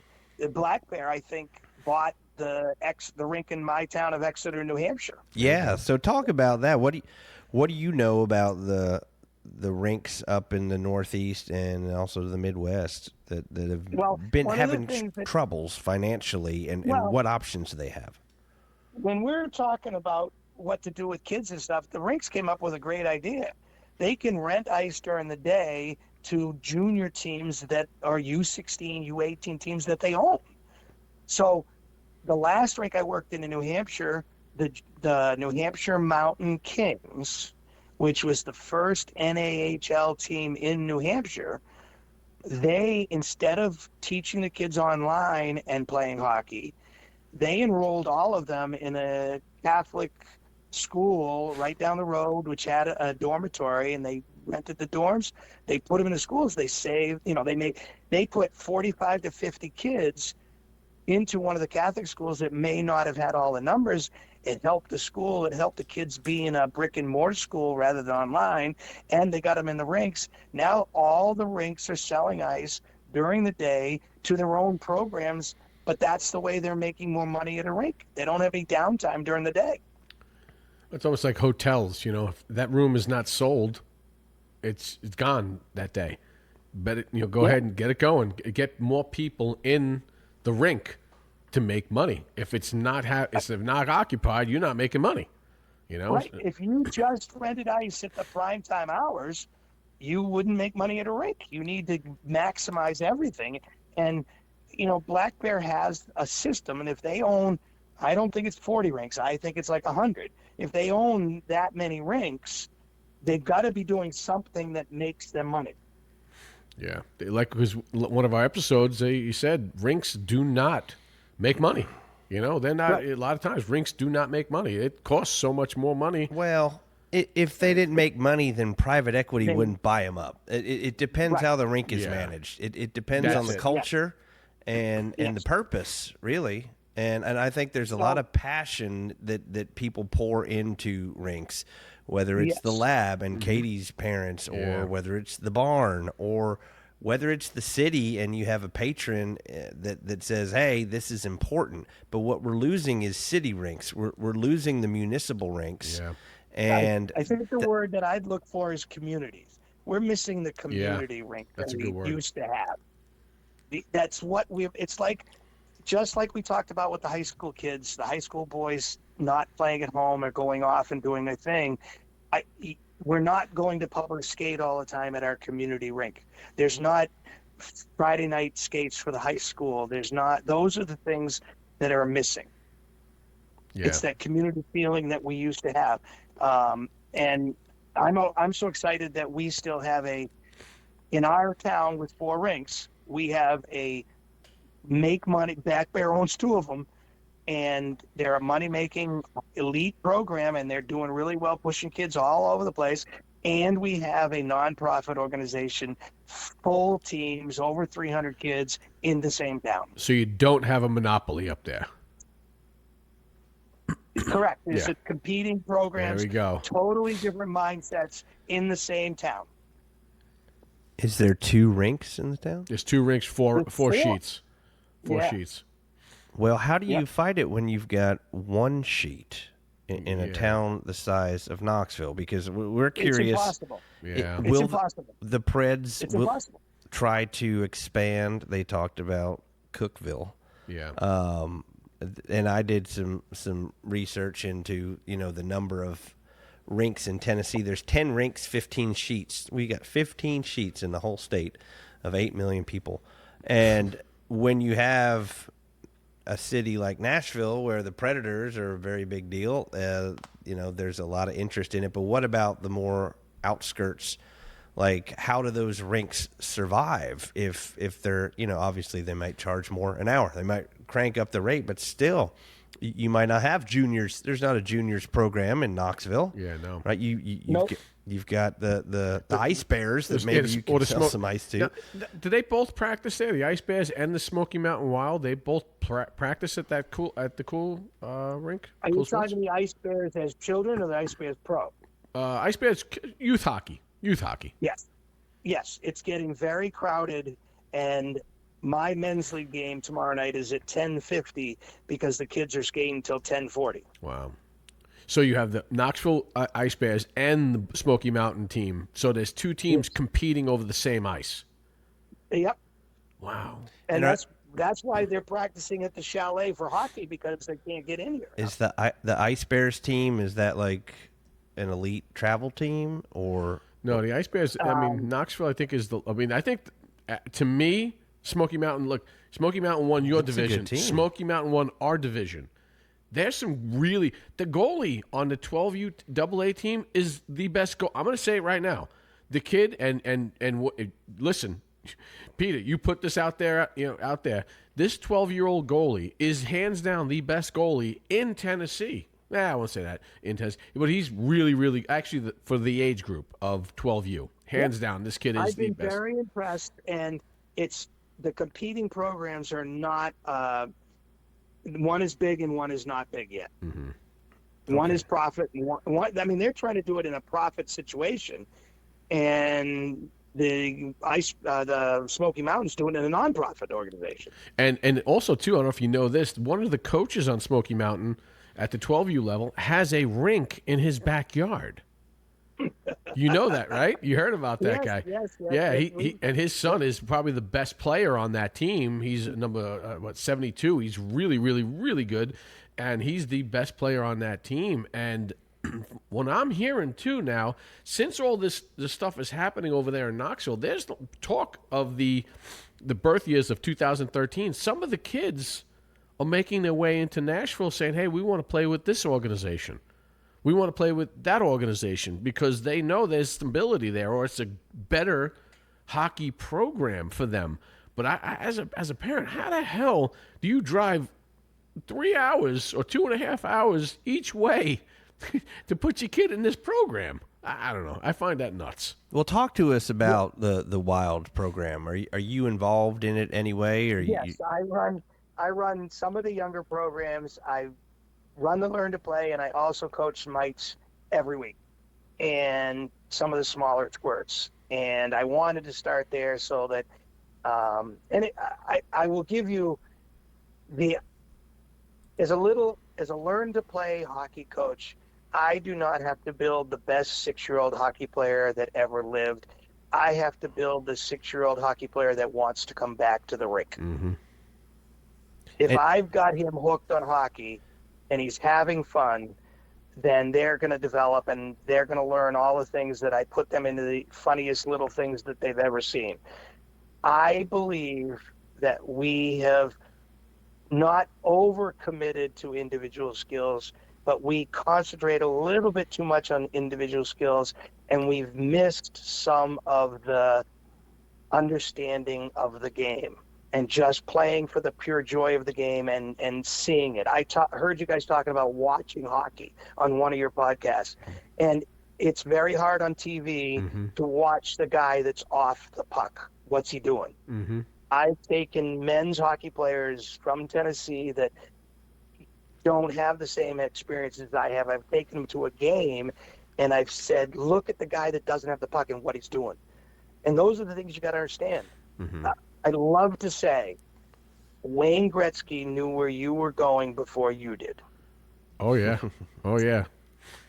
Well, did you remember the story about Wayne Gretzky, what he used to do? I said in one of my other podcasts, when he was a kid, he would have a rink. Basically, you have a paper, drew a rink there, and he would put his pen where the puck was, and he would just watch the game, and then he would just move his pen around wherever the puck went, and at the end of the game, he would look and see where the puck was most of the time. How cool is that? That is a great thing. Right, but if you only see the TV screen, you don't see all the stuff going on at the bench. You don't see the third back checker, and I want the kids to get in these small games. We can have a kid stick handle out of a phone booth, but does he still have the same knowledge of playing a game? Well, I noticed that too. The like IQ of hockey. It's highlights. It's not. They don't know the game. It's like, hey, it's gotten to that point. Well, it's all skills. It is skills because you can make skills. a lot of money teaching kids hockey skills. Yeah. Well, I remember when I came here in Nashville and playing a game, a men's league game, and this guy's skating around everyone. He takes the puck and flips it over to the defenseman, skates around, and I catch it. I go, are you serious, dude? He's like, yeah. Why? I go, no, dude. It's just you got another guy coming down the wing. Pass it home, for God's sakes.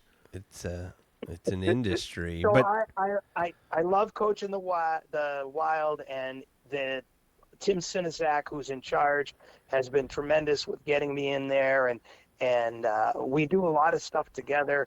But the smile, I say, if you're sweaty and you're smiling, I've done my job. Yep. So it looks like we got your website pulled up here. You've got like 4 teams for the Mighty Mites. Hey, really quick though, I'm going to say something. What's with the yellow gloves those guys wear on the bench? The coaches, they've been wearing. We call them glovesies. They wear a lot of the guys on the team. I don't know. They wear yellow I'll gloves. Check that one out. I will check that out and get back to you. Yeah, like hockey gloves? Yeah, no, regular like work gloves. Surgical gloves? Like I guess they keep them warm, but they're maybe doing the signs. I'm like, look at glovesies over there. You guys know we call them glovesies. We call them glovesies. I'll find out. I'll find out where the glovesies are coming from. All right, cool. Thanks, man. But it looks like you got eight mite teams, and then and probably 1 travel team per age group after that. So who are some of these coaches that are really doing well? Because the Wild are crushing it. Yeah, they do really good. It's really impressive. Who's spearheading this for the older ages? I don't know all the guys in the older age groups. I was involved in last spring's selection of the teams, and with the other coaches done it. And I will tell you that they're very organized. They have done all the right things that I have seen so far. They've taken some of my suggestions. They said, let's see how it goes with other suggestions. And I've been impressed with their people. So I'm not saying their talent in teaching or anything like that right now, but as people, I've been very impressed. I could agree with you on that one. I do know the 12U team that we play against 80 times. We feel like we played against them. They are some really good people. The fans have been class. It's been great. I feel the same way about 14U. There you go. And to me, they are an extremely great coach team. And I'm saying is that Ortiz? I don't know what is. I think so. I think I forgot the guy's name. One of his kids are on the team. Yeah, I think it is Ortiz. Great. I mean, to me, they are so smart. They play a system. They have that one kid that is phenomenal, number 72. He just does his thing, and then they play a system around him. And once they get the lead, you're done. And right. I mean, we've been saying this for years. Their goalie is so good. They have the system set up around them that they're like, all right, go ahead, shoot from that far away. He's got a great glove. The kid's really, he's a big kid. He's the best goalie out there, and they have a very good player, number 72. The kid is insane. I mean, I think you know who I'm talking about, Pete, right? I have not watched each of the teams enough to see all of that. I just live a little bit too far away to get to. I can't go every night or my wife would kill me. Okay. But, yeah, they are extremely great coach team. And, we watch it all the time. Like, they got a lead. We're done. And they smother teams. It's like the system it smothers you. And it's almost like it's not the New York Devil trap, that's for sure, the neutral zone trap, but it's close to it. Right? You know what I'm talking about, Peter. Well, maybe we should. I think the guys from Knoxville that I've met and the coaches and the backup support and the organization have just been tremendous, and I'm glad to hear that you guys will think the same thing. But I also, my goal for them is that I bring in that the small games and the thought processes that you can incorporate young, so that, as simple as this, if you have a learn to play program and the first time you get the puck, you tell them, as soon as you get the puck, you have to pass it to a coach. Then you can get the puck back and go do whatever you want to do. They get their heads up and they start. So if I've got anything that I'm going to teach them, it's that I want to get your head up. I want you to see the rink. I could teach you to stick handle. I could teach you to do all this stuff. But I got to get you young to get your head up and see what's going on. Yeah. That's the toughest thing with kids, too. You know, when they get to the next age. Because Greg's son is a little older. He's got the 14U team, and he his first year hitting. So it was a big year for him hitting. My kid will be in the 14U next year of hitting. I'm a little concerned with it. Oh, come on. He'll be fine. This is funny. Seth acts like he's concerned. His son is like the most aggressive out there with hitting, and he's worried. No, he's going to be fine. Peter, you know this. It's you can take a hit, you can give a hit, but taking the hit is the issue. Yes, and puberty is a strange location. Yep. See? Yeah, but I mean, you'll be fine, and that's part of it, to figure out how to take a hit. And in life, I always say that's what it's about, getting back up. And then we had the TikTok. I'm like Rocky, you know. It's not how hard you get hit; it's how hard you get up. But, gentlemen, I will go on this podcast and say, men's hockey, kids hockey, and hitting is not the same as it used to be. Yeah, that is true. And it's going closer and closer to the women's game. Mm-hmm. It's getting closer to beer league. You know it as well as I. The talent level is so good, but it's boring hockey. I don't know. I'm sorry. But it's like, get off my lawn. Oh wow, did I mean that right? That's how it is here, Pete. I'm a grumpy old man, so that's why there's the Get Off My Lawn Studios, because everyone makes fun of me because I'm old school. Scott Stevens back in the day, you know, that's the type of hockey players. You know, Dave the Hammer Schultz, you know, those guys. You know that in the USA Hockey Rulebook, it reads that you can't hit a player that is already engaged with another player. And so if two players are fighting for the puck in the corner, and in a hitting league, if a player aggressively skates to the corner, the referee may blow his whistle before he gets there. Oh, boy. Before he gets there. Don't hit him. You shouldn't hit him now. He's gonna hit one of the two of them. How about the ruling that you can't hit an unaware or indefensible player? Yeah, it's on the onus of the hitter not to hit him. Yeah, I know. Charging, you don't have to take 3 steps. Any follow through can be called charge. So what you're saying, Peter, and I'm agreeing with you on this. It's a little soft hockey. Is that what we're saying? It's a little soft now. It is. Tell that to Jack Hughes. How soft is Jack Hughes? Wait a minute. Let's give USA Hockey the opportunity to say it's safer. Okay. I don't agree with everything that's going on, but if you wreck somebody on the ice, you're going to get a penalty. Well, I think in Bantam, and it's very interesting just as a parent from going to 12 to 14, but the refs, like there are different styles of calling things, and some of them try to keep it really safe, and some of them just let them play. And it's tough to really know what's the right way to do it. You want them to play a little bit. You want them to get, and you would say, we used to play dirty up in Long Island, and now you're worried about hitting. Like, come on, they got to learn how to deal with that. And when they do, when they're 15, it's not a big deal. It's like it is what it is. Even I think when they're 14, when they're 13. It is a little bit more. It's more nerve-wracking than any hockey you've ever watched. And that's another thing too. I kind of like it with you're 13-0. Because there's a lot of big kids on 14, right? Do you know why they took hitting? Part of the reason they took hitting away from the Pee-wees. Yeah, why? Because they were losing too many kids that didn't want to hit. There were so many. They could see the numbers of the Pee-wee kids that just stopped playing. That's weird, though, because think about it. If you have a 50-pound kid hitting you opposed to a 120-pound kid hitting somebody, and that's on the light side.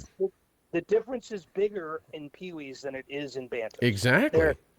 But that's why I say you should hit it, Pee Wee, because you don't have that discrepancy of the early bloomer. I say the discrepancy is bigger at Pee Wee. Oh, I disagree with you, Peter. I got to be honest with you. I disagree with you. It's maybe one or two kids that I see out there that are really big compared to the other one, and I see in the 14U. You got grown-ass men out there. Yeah. And then you got the little boy. And you got the little boy, exactly. And the refs generally do a good job of keeping those hit. So it's pick on somebody your own size. I think they're all pretty good at that. Yeah. But there's a lot of standard deviation as to whether they let them, hit with their stick up or your stick's got to be down. And you want to have good refs. It's probably the most important time of youth sports or youth hockey to have. Not just hockey, just anything, right?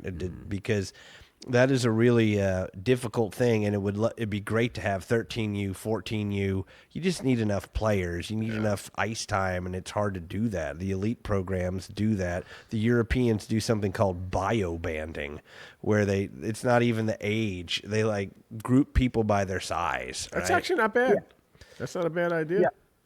Well, I do like what Canada does. They put a stop sign on the back of the jersey and the back of the helmet so you don't crush somebody from behind. I do like that. Do you remember they put an orange stripe around the outside of the rinks in the United States? No, I did not remember that. Yeah, up north, they tried it. They put about a foot of a distance away, and then the second foot away, embedded in the ice, just like the lines, they put an orange line dull, so that people would be aware of the space, and it didn't seem to make a difference. But they tried that. And here's a limb that I'll go out on. We all know that NASCAR now puts a bumper on the cement walls all the way around the rink. I mean, all the way around the racetrack. Correct? Mm-hmm. Yeah. Why? That's going to come in hockey sooner or later. Well, I remember the corner boards. It used to be hits. I remember Don Cherry used to talk about it. When you run a guy against the boards, and it used to have a corner, I guess, with the plexiglass to the box. They changed it. They changed it to almost like a bevel, where it's like you can roll up against it like a tube almost. And because you were getting running guys right into that corner of the plexiglass. All the pro rinks where the benches start have rounded corners. Yep. And the pro rinks are safer than the non-pro rinks because the boards come out and they're more flexible than the ones, say, at our rink, that they're set there forever. Yeah. So they don't move. So the pro rink, actually, you can hit them hard and they bend right out and then snap back in. So a removable rink is a safer rink to play in than a non-removable. Yeah. Now, I saw something on my research about some synthetic rinks that are going up outside of Knoxville, maybe in Oak Ridge. Do you know anything about that, Pete? I've heard nothing about that, and I need to skate on those rinks before I'm going to say I'm ready to do it. Yeah, no, synthetic ice is not good. It's not. I'm not sure it's there where I can stop and turn and have some flexibility yet. That's what I want to see. I'd never heard of it. I was surprised. You got a lot of these synthetic ice things and tiles that kids can skate on. And now someone's like, hey, well, instead it's cheaper than building a rink, I want to do synthetic ice. Yeah, every time you're going to reshaving your skates, resharpening your skates, and it's just not the same. It's slower. It's you ever skate on synthetic ice? Then apparently you haven't. Awful. No, I don't know why anybody would do it. I want to experience it before I don't. Yeah. It's how about this, guys? You know the Zambonis, they've now, that hot water and cold water are different in terms of their freezing time. Mm-hmm. And hot water freezes faster. Mm-hmm. I didn't know that. And did you know why? No, why? There are less free oxygen molecules in cold water. Oh, wow. There's extra. So what they've done is they've designed for saving money a system where they can use cold water now on the rear of the Zamboni when they put the water on the ice. Nobody thought it would. Now, as longtime Zamboni drivers, we still aren't ready to do it, but it is effective. So they've built it's just a mechanical. You put the water through it, and it's got a circulator thing going on, and it takes the extra free oxygen molecules away, and it freezes faster. Oh, wow. That's cool. Now, science class right now, man. We're in a science class. Today I learned. But it's just like the synthetic ice. Until we really do it all the time, we're not going to believe it. Yeah. So let me ask you another question here. So, all right, this one rink here in Knoxville, and it's a good complex. You got the basketball area with the kids go play out after that. They got the soccer area. Little upset they had a really cool bar. Yeah, that was a great bar. They had Labatt's on tap years ago. I thought it was great. And honestly, the food area, the concession stand, they had great hamburgers. Great hamburgers. Yep. What happened? The method of, in my year and a half that I've been here, their ownership decided to not own anything. Oh, boy. So the men's league, we became incorporated as our own men's league. The Wild, now they're their own organization, not owned by the rink. The Learn to Play, the Learn to Skates, everything privately owned. So a bunch of LLCs. Nope. And so they don't have the bar open, they don't have the food open, and his payroll has come all the way down. And I remember you had the pro shop. The pro shop was pretty good 2 years ago. You got nothing there. Nothing. Where do you go get your sticks and then your skate shopping? What's happening there? There is a skate sharpener. Okay. So, and that's still, if you bring your skates in, you can get your skates sharpened. Okay. But there's the other organization also has a place not too far from the rink where you can get some stuff and get your skates sharpened. Is there a Play It Again Sports over there too, or what? No.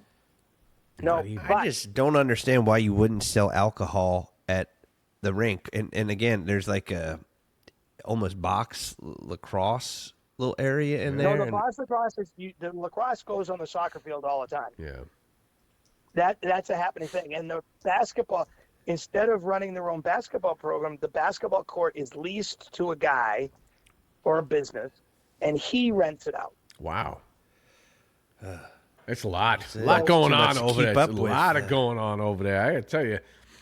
I tell you what, it's and then so what happens? So now let's just say you got one sheet of ice for how many people are in Knoxville? 600,000. Wow. That's I can't. My town, the big city in New Hampshire, which is Manchester, does not have 150,000, and we have 7 or 8 rinks in the town. Yeah.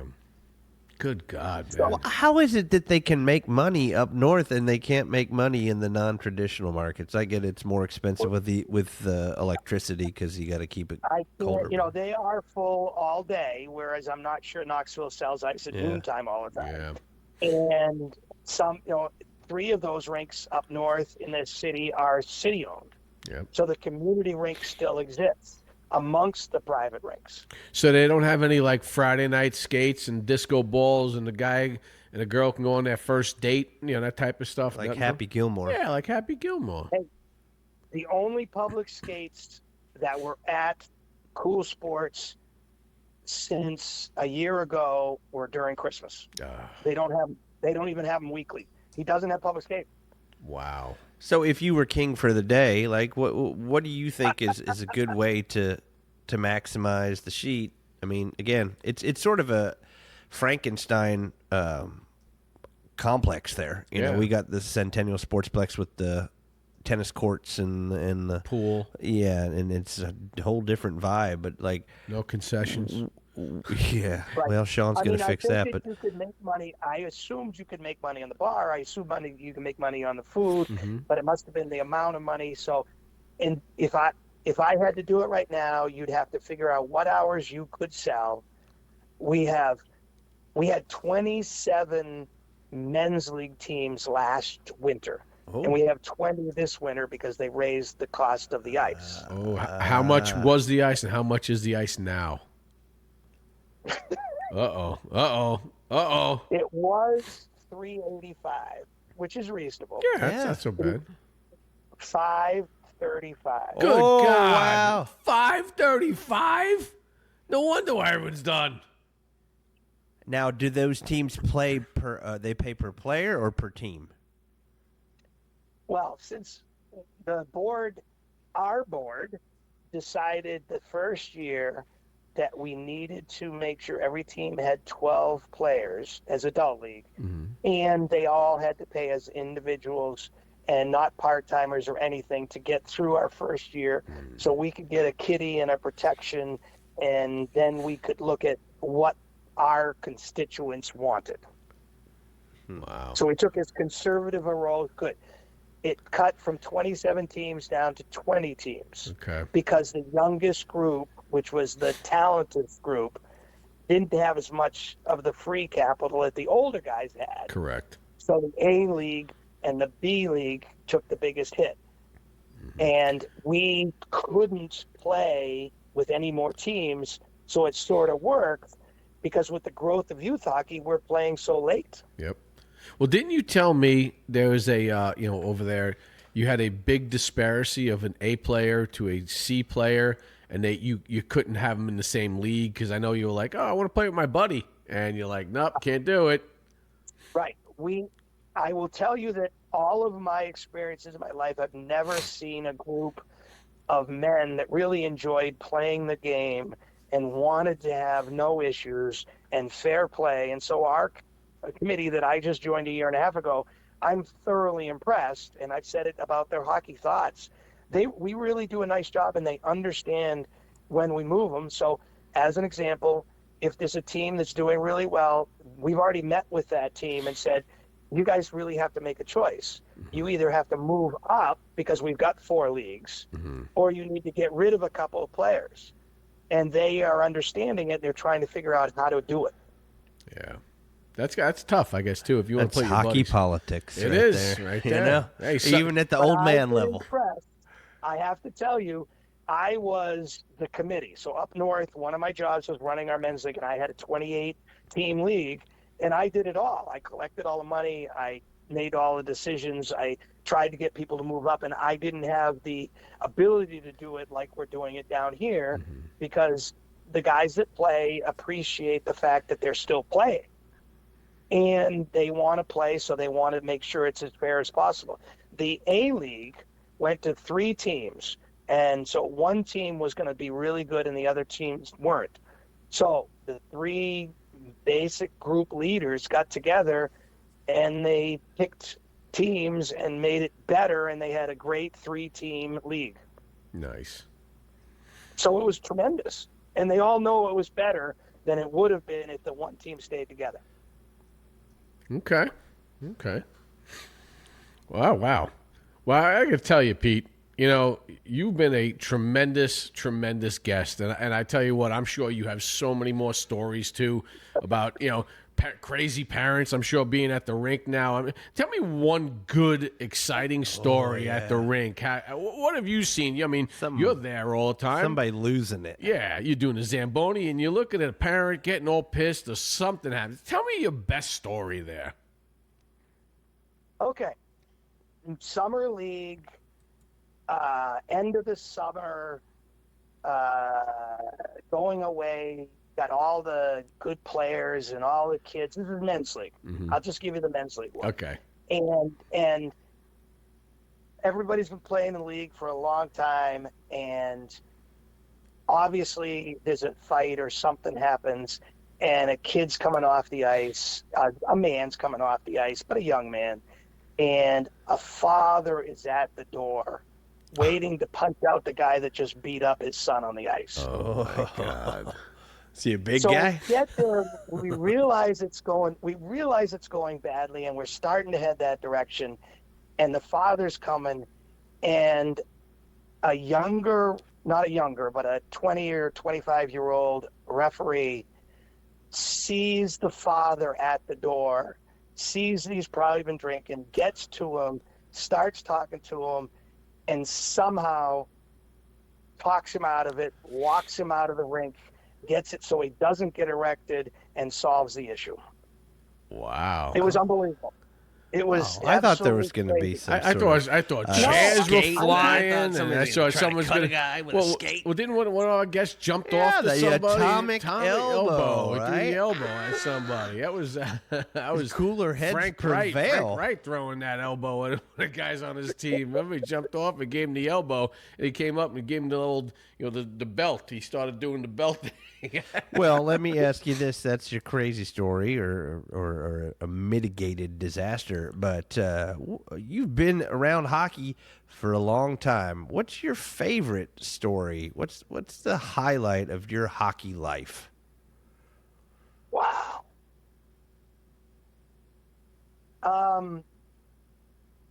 The same young man that prevented that issue. My most favorite story of my life playing hockey was 2019 Slovakia World Men's Championship tournament. 32 referees went to the tournament. They had competed to get the finals of the World Men's Championship Division I at the top of the line. And I think it was Finland and Russia. I can't get who it was. And my son got selected to be one of the top 2 referees, and he did the gold medal game.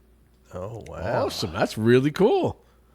It was really That's a proud cool. moment as a dad, too, man. That's great. So when you're watching your kid ref, Oh, that's got to be a different experience. than it's watching him probably worse play. than a goalie dad. Describe that. Like he can't do anything right as a ref, and you're being in the stands. You're like, no. what's So it the like? refereeing world, it has really changed because I watch him almost every weekend. The Hockey East televises everything, and he does it, and he's done the NCAA finals, and so I get to watch a lot. And he wants to get feedback in between periods, which is kind of unusual that they actually can get the feedback, but I can, with the announcers agreed, whatever, and everything's on replay now.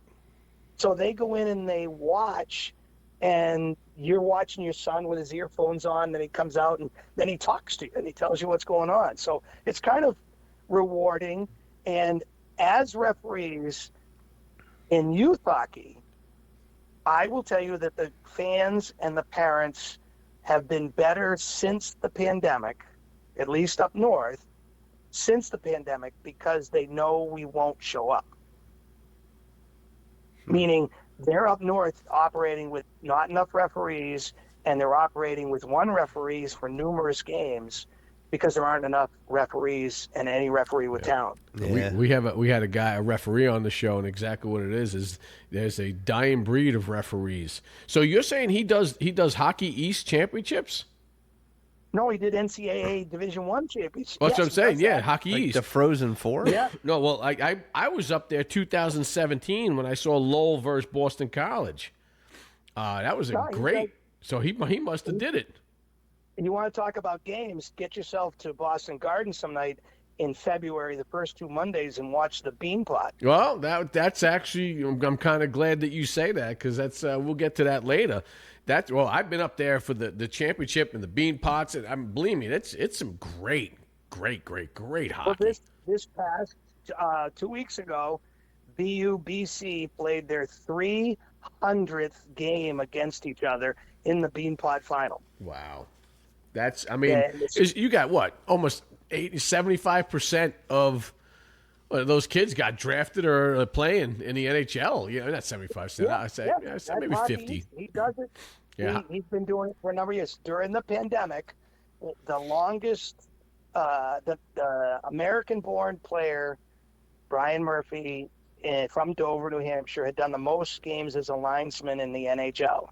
And he retired, and he got the job during the pandemic, and the AHL wasn't playing as much, so he got Jeremy, my son, to go and start doing Hockey East, and he's been doing it ever since. Well, I wish you could see the jersey I'm wearing right now in front. I like to wear jerseys and stuff and hats, so I'm wearing a Boston Bruin hat for you, and I'm actually wearing the old Springfield Indians jersey. Do you remember them? Well, that they're in the AHL. Yeah, well, they're gone now, but yeah. Yeah, but the Springfield Olympics or whatever they are, they're in the AHL. So I've been there numerous times and seen all the stuff on the walls in their arena because Jeremy reffed that for a long time. Nice.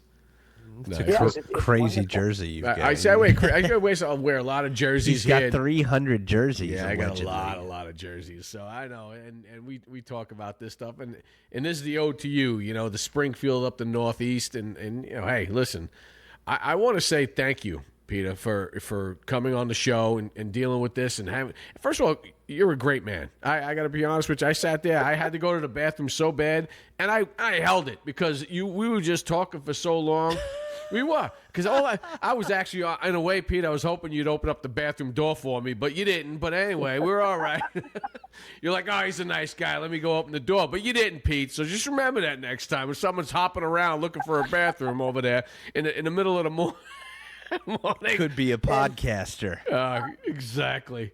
After taking this experience, is my first time ever, even if we didn't have the Zoom, I would be willing to be anytime that you have somebody coming on or whatever, because the real area we didn't get to is the fact that if these kids want to understand the game more, they should do some reffing. Yeah. You know, the best job as a high school player or a college player is the job where you can make $30 to $100 an hour by refereeing. Yeah. Oh, yeah. I mean, how can you know, and here's the thought process that you're going to love. Not enough referees, right? And you used to have to get your level 3 license, get an 80% on an open book test to get into USA Hockey and get your patch. And you have to do safe sport, and you have to do all these other things, but you had to earn an 80%. Now, since the pandemic, you only have to get 80 right. Wow. You can take 430. Wow. But you only have to get. Wow. That's how hurting they are. My God. No wonder why Tommy's. No wonder why Tommy's a what do you call it, a referee? Our buddy Tom. I'm a referee. You should listen to episode 9. Yeah, get a chance. Youth ref episode. Yeah, episode 9. I'll go look for that one. Yeah. And the other thing is that it's just that they need to. They understand more. It's learning the game. It's learning. My father wanted me to work at the farm stand because I wanted to learn about people and how people treat their children and what you like and what you don't want. My son said it. He said, listen, I learned more from the coaches I didn't like about what I didn't want to do than I did from the great coaches. Yeah. So, there's things you're going to pick up from everybody, and some of them aren't going to be good. And you'll learn a lot about people if you referee. And it's a different kind of pressure, to have to make that call. And even in the Olympics, you'd be like, are you really going to call that at this point? It's such a high-stakes game. But I was a youth ref in soccer at age like 12 or 13, the boys' ages. And, you blow a call, and it's like, whoa. See, I want to umpire, too. I want to umpire later on in life. After all this is all done, I want to be an umpire. I want you to live stream umping. That'll be good content. I think umpiring baseball is the way to go. Yeah. But the parents have gotten better since the pandemic because they understand the referees aren't going to come. There just aren't enough. Yeah, I hope you're right, but I do know some of the referees and umpires that I've seen. I'm like, oh boy, they're miserable. But but they're the best of. There isn't anybody else. It is. You're right. The game stops. The game stops. Well, I respect tell you, Pete, the ref. Respect them. Respect the refs. We heard that from Tommy. But Pete, I want to say we also do a segment on this show when we come to the close of the show. We do this. It's called a "Get Off My Lawn" rant. So what we do is we put some signs up. You can't see it, but we'll tell you exactly what it is. So we have a card. We say, one of them, you go, hey, I want this person on my lawn. I want to have a beer with, I want to have a Coke, or I want to have a cup of coffee, or a sandwich with the guy. Or the other one, you say, get the hell out of here. We don't want you on my lawn. So that's our Get Off My Lawn rant of a segment of our show. So we're going to ask a couple questions, and you actually brought up a couple on here. Which one of these do you want off your lawn, and why? We say BC or BU. Simple answer. I respect them both. but my grandmother, my mother, and my sister all graduated from Boston University. Ah, he's a terrier. How about them apples? Yeah, he wants the terrier. I got thrown out of the BU arena when I was at UNH because I took the wrong girl and she threw something on the ice and we were excused from the rink. Oh boy. Oh boy. So Here's an old story. So you want BU hanging out, having coffee with, and get the hell out, you golden eagle. I respect Boston College. I played on their football field and soccer at UNH, but if you have to make me decide, it's simple because of my family relation. There There's a scholarship in my mother's name at BU. Really? Hey, I got to ask you too. The Peter Tufts house, is that any relation? It's the oldest house in America. It's what, 1617, right? What is that? It's who I was named after. Get out. All right. Yeah, no, at Peter Tufts' house in Medford, Mass. Yeah. Tufts University. Yeah, it was built on our land, and all Tufts in the United States are related. I remember you saying that. That's why I brought that up. So all the Tufts in the United States that ever are related. Look at that. Because I saw it's the oldest standing house, brick house, the Tufts house. I almost sent you a picture when I was sending pictures. Oh, wow. I have a picture of it in my phone. Get out of here. Look at there it is. When we went to 4-H camp in the summer from the farm, my dad would go to Tufts University and pick up a bunch of jerseys or shirts or whatever, so he didn't have to put our names on our shirts. That's awesome. So you guys, look at that. He's got it up right now. He's got the Tufts house right now. That is a good-looking house for the 17th century. Yeah. It's ballin'. There you go. Still there? Nope.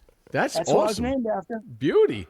All right, so we do another one. Here we got a couple questions here. Well, who do you want off your lawn or hang out with? Don Cherry or Mike Milbury? I never could handle Mr. Coach Cherry going absolutely crazy, even though I knew he was doing it for the show. So I would excuse him from the room before I would excuse Mr. Milbury. You know what, Pete? I got to be honest. I'm a little upset with that answer. I gotta be. I'm a Don Cherry. We used to watch the coach sitting on the ponds. Me and my buddy would be skating around. We had the fire pit wearing stupid toques, and we had hockey night in Canada going on. And in my car still, I have Rock'em Sock'em 1, 2, 3, 4, 5, 6, all the way to 25. We have them all. My kid watches them. His favorite hockey player is Bob Probert, and we love Bob Probert. And I tell you what, and also Mike Milbury, he went up in Madison Square Garden and ripped the guy's shoe off him and beat him with his own shoe. Do you remember that time? I do not remember all of the fights that I saw in hockey. It was not, as my father was director of the youth hockey program, it wasn't something that we were discussing. Oh, okay. Mike Milbury. And then also, too, but I kind of like Mike Milbury because he single-handedly destroyed the New York Islanders as a GM, set them back for about 7 years when he didn't know how the hell he was doing. But, yeah, that New York Islander team could actually just curl up and go away because, but yet I kind of like him now. I love that new kid, that Schaefer kid. He is insane. You ever watch that kid at all? Yeah, there's so much talent. Yeah, it's unbelievable. They are, but they'll never catch Gretzky with his amount of assists. No, hey, you want to ask Greg that? Ask the question. He asked me a good riddle. Greg, here's the question.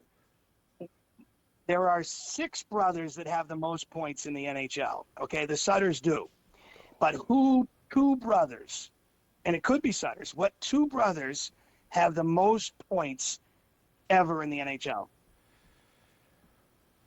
Oh, yeah. I was stumped too.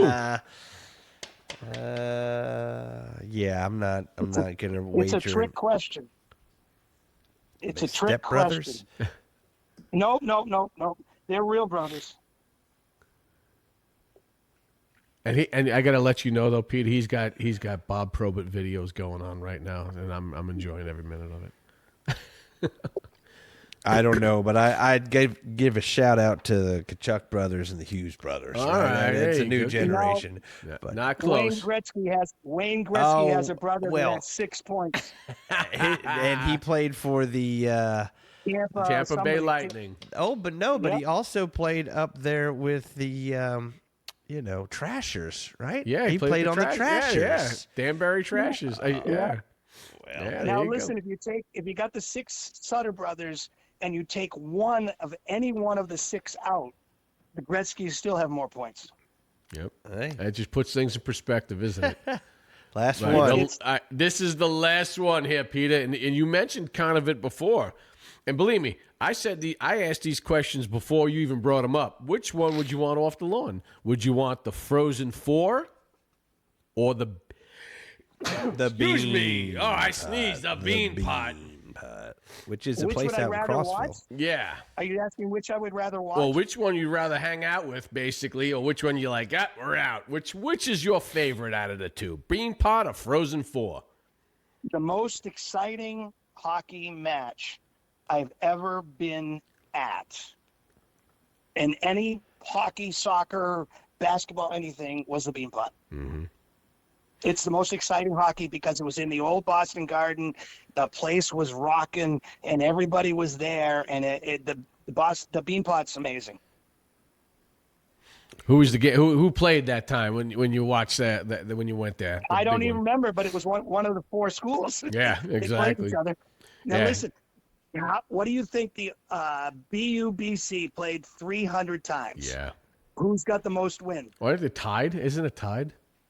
It's almost tied. Yeah. It's 152 to 148. Amazing.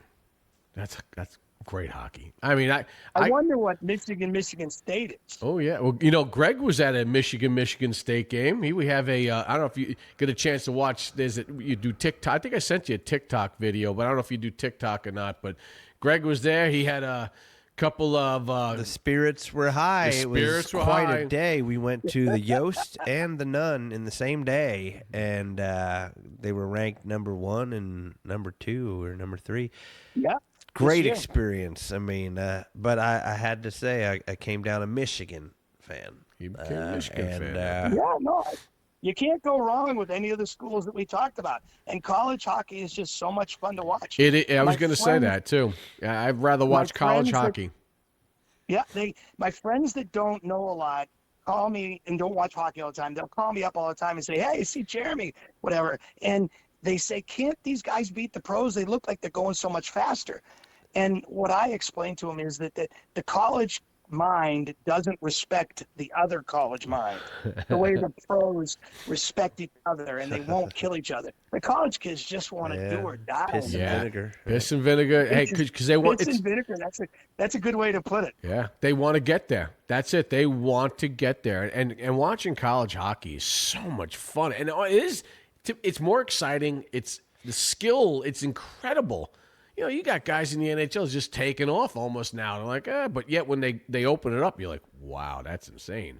College hockey, they're constantly going because it's, again, school pride. So what do you think? Do you think that Knoxville would support a Tennessee Vols hockey team, whether it's D3 or whether they could get a D1? Well, would there be right now they've got 2 men's teams and 1 women's team.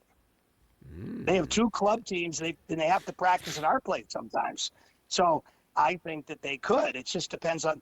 I don't think that Tennessee can spend any money on hockey when they're spending so much on the NIL for football and basketball. You give free burritos, or you throw free pucks at each other. You throw pucks out, get $500, but people make more money. I think they could pack the Civic Coliseum. I like this. They got the wood seats and everything. I like that place. They make some money on that. The students would show up. They don't care. They'll cheer for anything. Exactly. Right? Exactly. Well, Peter, I want to say thank you, brother. Thank you so much for coming on answering the phone and coming on the show. And first of all, thanks for not letting me go to the bathroom. I appreciate that.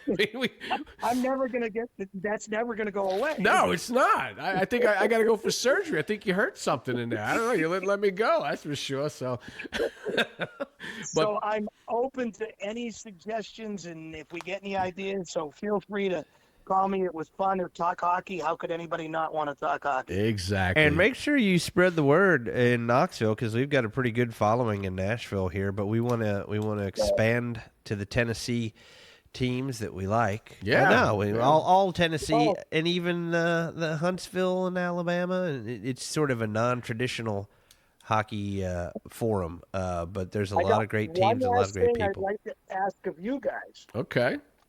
One of the things that I was hoping come up but didn't yet was the Paralympic Games for the men's hockey team, and they have made documentary, and they have a full-length film coming out in the future, but the documentary on the 2002 first-time gold medal for the U.S. Olympic team is being released at the same time as the Paralympics are being released, being played in this year, so in another couple of weeks. Absolutely. We'll talk, because even they have, like, I think I was telling you, in Centennial Rink, that's where a lot of them practice.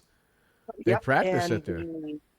Rick Middleton, Nifty, for the Bruins, was the coach of the 2000 team.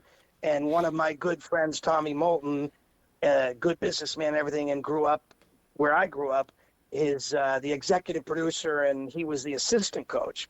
So at some point, I'd like to get him involved with us and have a conversation about the fact. And I talked to him today, and he'd be willing to chat with us about the Paralympics coming up. And he was the assistant coach to Rick Middleton. Wow. Nice. Yeah, because I know that was a big thing too during the time when the Predators are going to buy the clean up the Centennial Rink, and some of the questions are about the the sled hockey. The sled hockey is something is big here. When It's you're really ready important. for that stuff, soon coming up, I want to promote that. Oh, absolutely. Give us a call on that one, too, and we'll definitely try to get that together. I'd love to hear that more and more. Hey, listen, this is what it's about, putting grassroots, bringing attention to every hockey, men, women, youth. This is a youth sports podcast, and, we've gone hockey, we've gone baseball, basketball. We haven't did any youth football yet, but we are. But basically what it comes down to, Peter, is we called ourselves Beer League. Why, Greg? Why do we do this? Because all roads lead to Beer League. Yeah, it does. It really. I mean, even I have a theory that if you're not in the top 50% of youth hockey, we should dispense with hitting, because you're only learning it for the ages of 14, 15, 16, 17. Yeah, that's true. And Now, we have an opinion about no checking hockey for the kids. It's a Canadian but thing. It's not a bad thought process for kids that enjoy the game without getting annihilated. Yeah, but then you got the skill factor. Listen, some of the kids that I knew back in the day weren't the best skills, but they were physical, and you won on physicality. If a kid's coming down, he's beating you, I'm just going to put him into the boards. He's not going to keep doing that again. You got to respect the hit. Yeah, you got to respect it. But, hey, you tell your friends to follow us on Instagram and YouTube. It's just Beer League Live, TikTok, Beer League Live. Email us if they got ideas or comments. And folks, if you're still listening, drop a comment. Yeah, for sure. Our email is beerleaguelive@gmail.com. So if anybody out there wants to send a request. And, hey, we'd love to get one of those coaches on the travel team on here. So put the word out there, or Schultz. I have a great individual. I play with him in the B League, Chris Galati, and I'd love to have him get in on this, because he is one of their coaches, and he's a pretty good player. Yeah, and where's he from? I think Knoxville, but I don't know the background. All right. Hey, listen, Knoxville local. Hey, that's a unicorn out there. Like you never know. I mean, that's a unicorn. Well, Pete, thank you so much, my friend. Hey, God bless. Thank you for everything. And you know what? I do have one thing. I do have a little rant. We usually do a rant. I do a rant. We got to get the music going. Is it about a bathroom again? No. It's not about a bathroom. Oh, this is my rant. Usually I have right after our get off my lawn, I do a rant. I get a little angry about things. I get passionate here. My passion right now is we watched this Olympics, right? What a great time it was. It was awesome. Classic game, went to overtime. What the hell are they doing 3-on-3 for? Oh, God. You know what? Come on. Hey, listen, they won. I'm okay. Are you from Canada? No, I'm not from Canada. You can't end the game on 3-on-3. As much as I say, you cannot end the game on 3-on-3 hockey. You got to have play to win on the right side. During the year, you can do whatever you got to do, but it's the final. For God's sakes, it's the final. You better have 5-on-5 for my. And don't do this stupid shootout crap. I'm sorry. You don't do a shootout in the finals. Even if it was, you let them go. You let them play till they win the game. You play. I sound like, what's his name? What do you call it? Herm Edwards. You play to win the game, right? That's Herm Edwards right there. But they are who we thought they were. Yeah, he did. And it's 3-on-3. Hey, I'm happy They had the result. 3 best players in the world, and they still lost. They still lost. Darn right. There we go. Because we had the better one of Connor Hellebuck. So I concur that you're right, but I think it's bullshit that Canada complained about. Yeah, it is BS. But you know what? I think we would complain if we lost on it too, though. We didn't. We won, didn't so we lose. don't care. We don't care. But you know what? Get rid of the 3-on-3. Let them play 5-on-5 hockey. Let's go, boys. Here we go. There's my rant. Peter, thank you, buddy. Good night, and I'm welcome to talk to you anytime. Amen, bud. You be good. Thanks for everything. And again, thank you, everyone out there in Beer League land. Thanks for listening. Peace. Thanks, everybody.